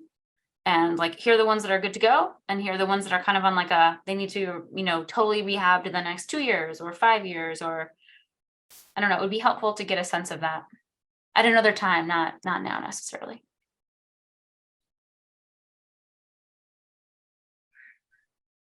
Yeah, I mean, I think part of the complication is that some can be taken care of with CBDG funds, and so those are in that pot.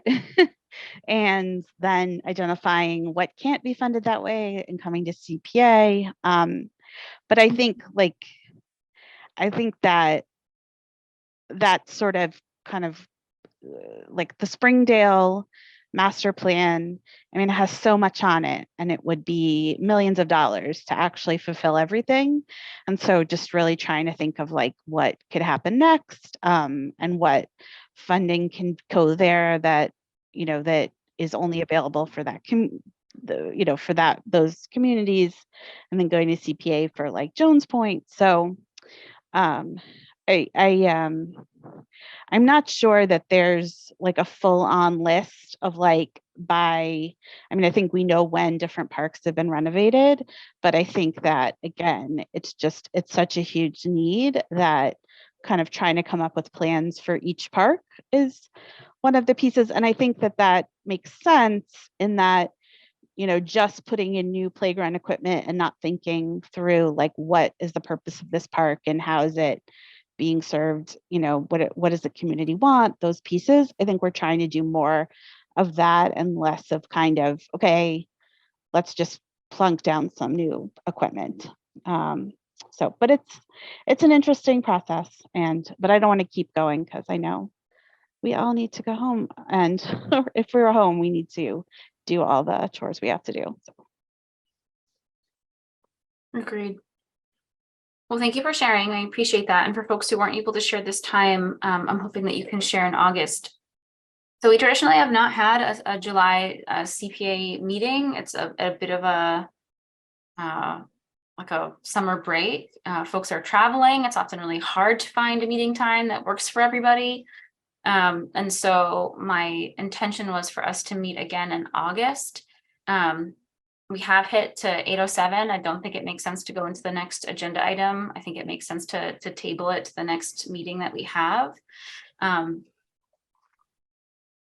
I guess what I can do is just sort of briefly outline a few things to be aware of and look for before we meet in August in that document about the Homeowner Historic Home Restoration Program.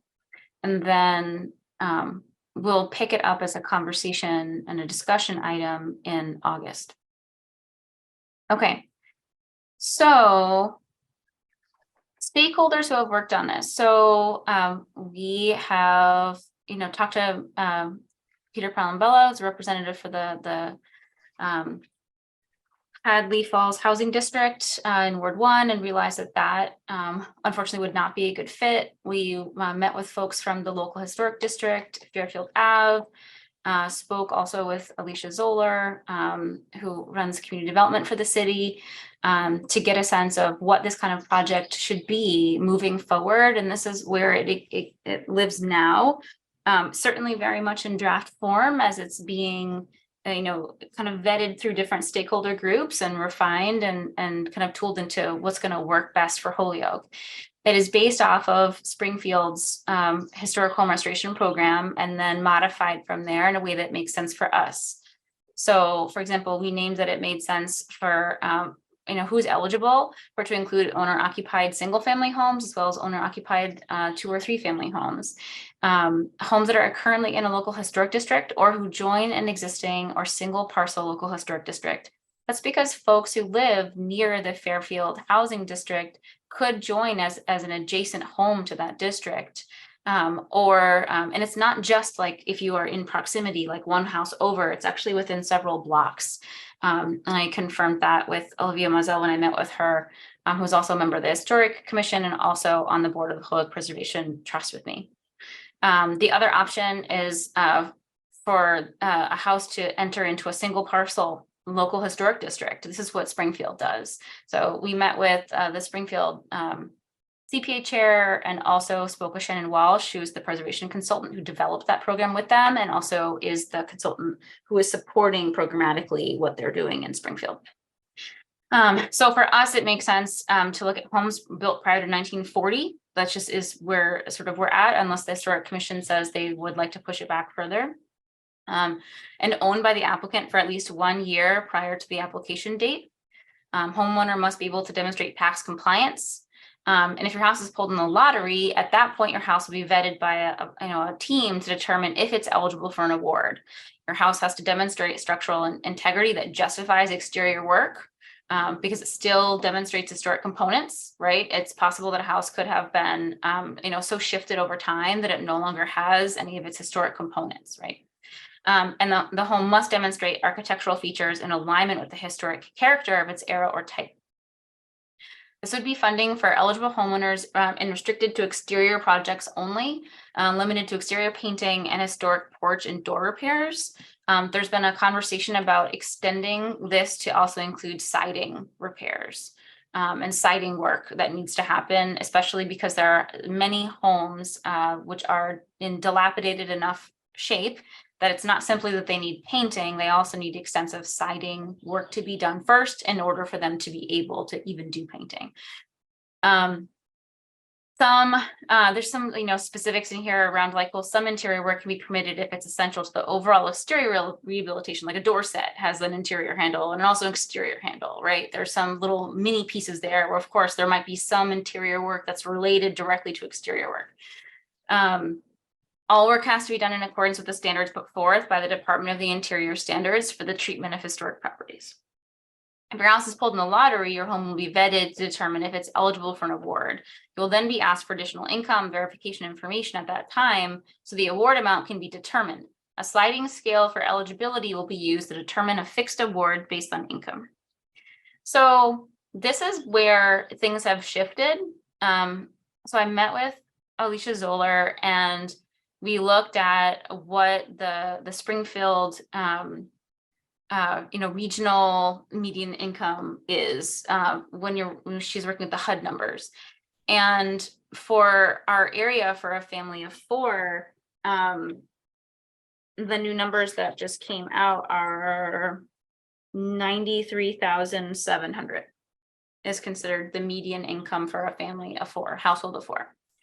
So then the conversation became, does it make sense for us to do it based on that or to be more generous by scope? And so part of the conversation that I had was maybe it does make sense to be more generous by scope, and then to scale it back based on the AMI. So Springfield is something similar, although they do it like really by percentage. It's very complicated. So you can see that if you are like 60% of median income, you can get 100% of the reimbursement rate. If you're at 200%, you can get 0. And it's every gradation in between in terms of like how much less you can be reimbursed based on how much higher over the area income you are. One of our thoughts was instead to craft it so that there are set categories that are very easy for people to understand.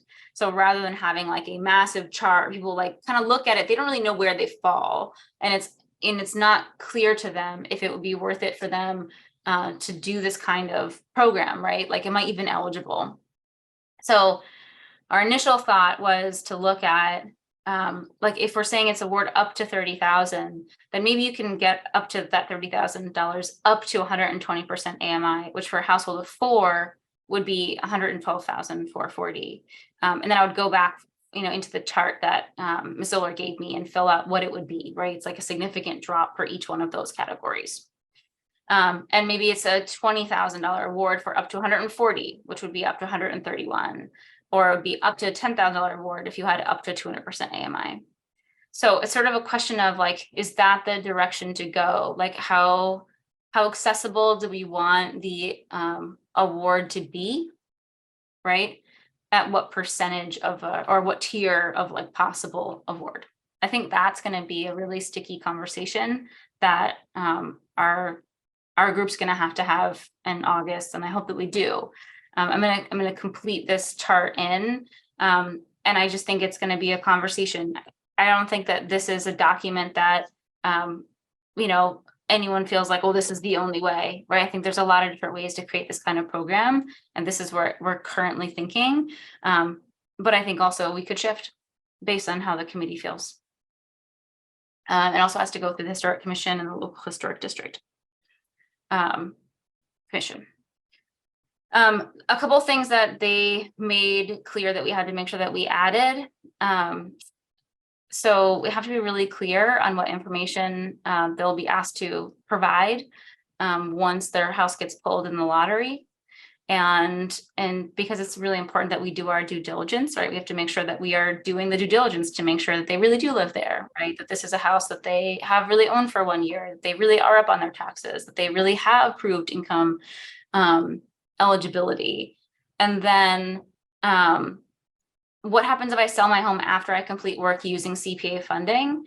They suggested a clawback where, if it's within 1 year of the work, you would have to reimburse the city 100% of the award. If it was 2 years, 80%, 3 years, 60%, 4 years, 20%, 1 year, 20%.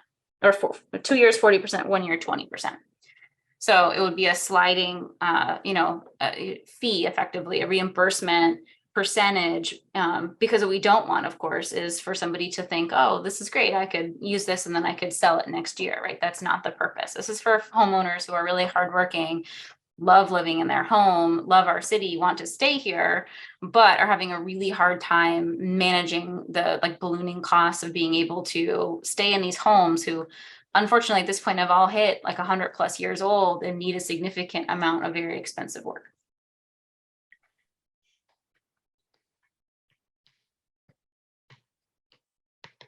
Okay.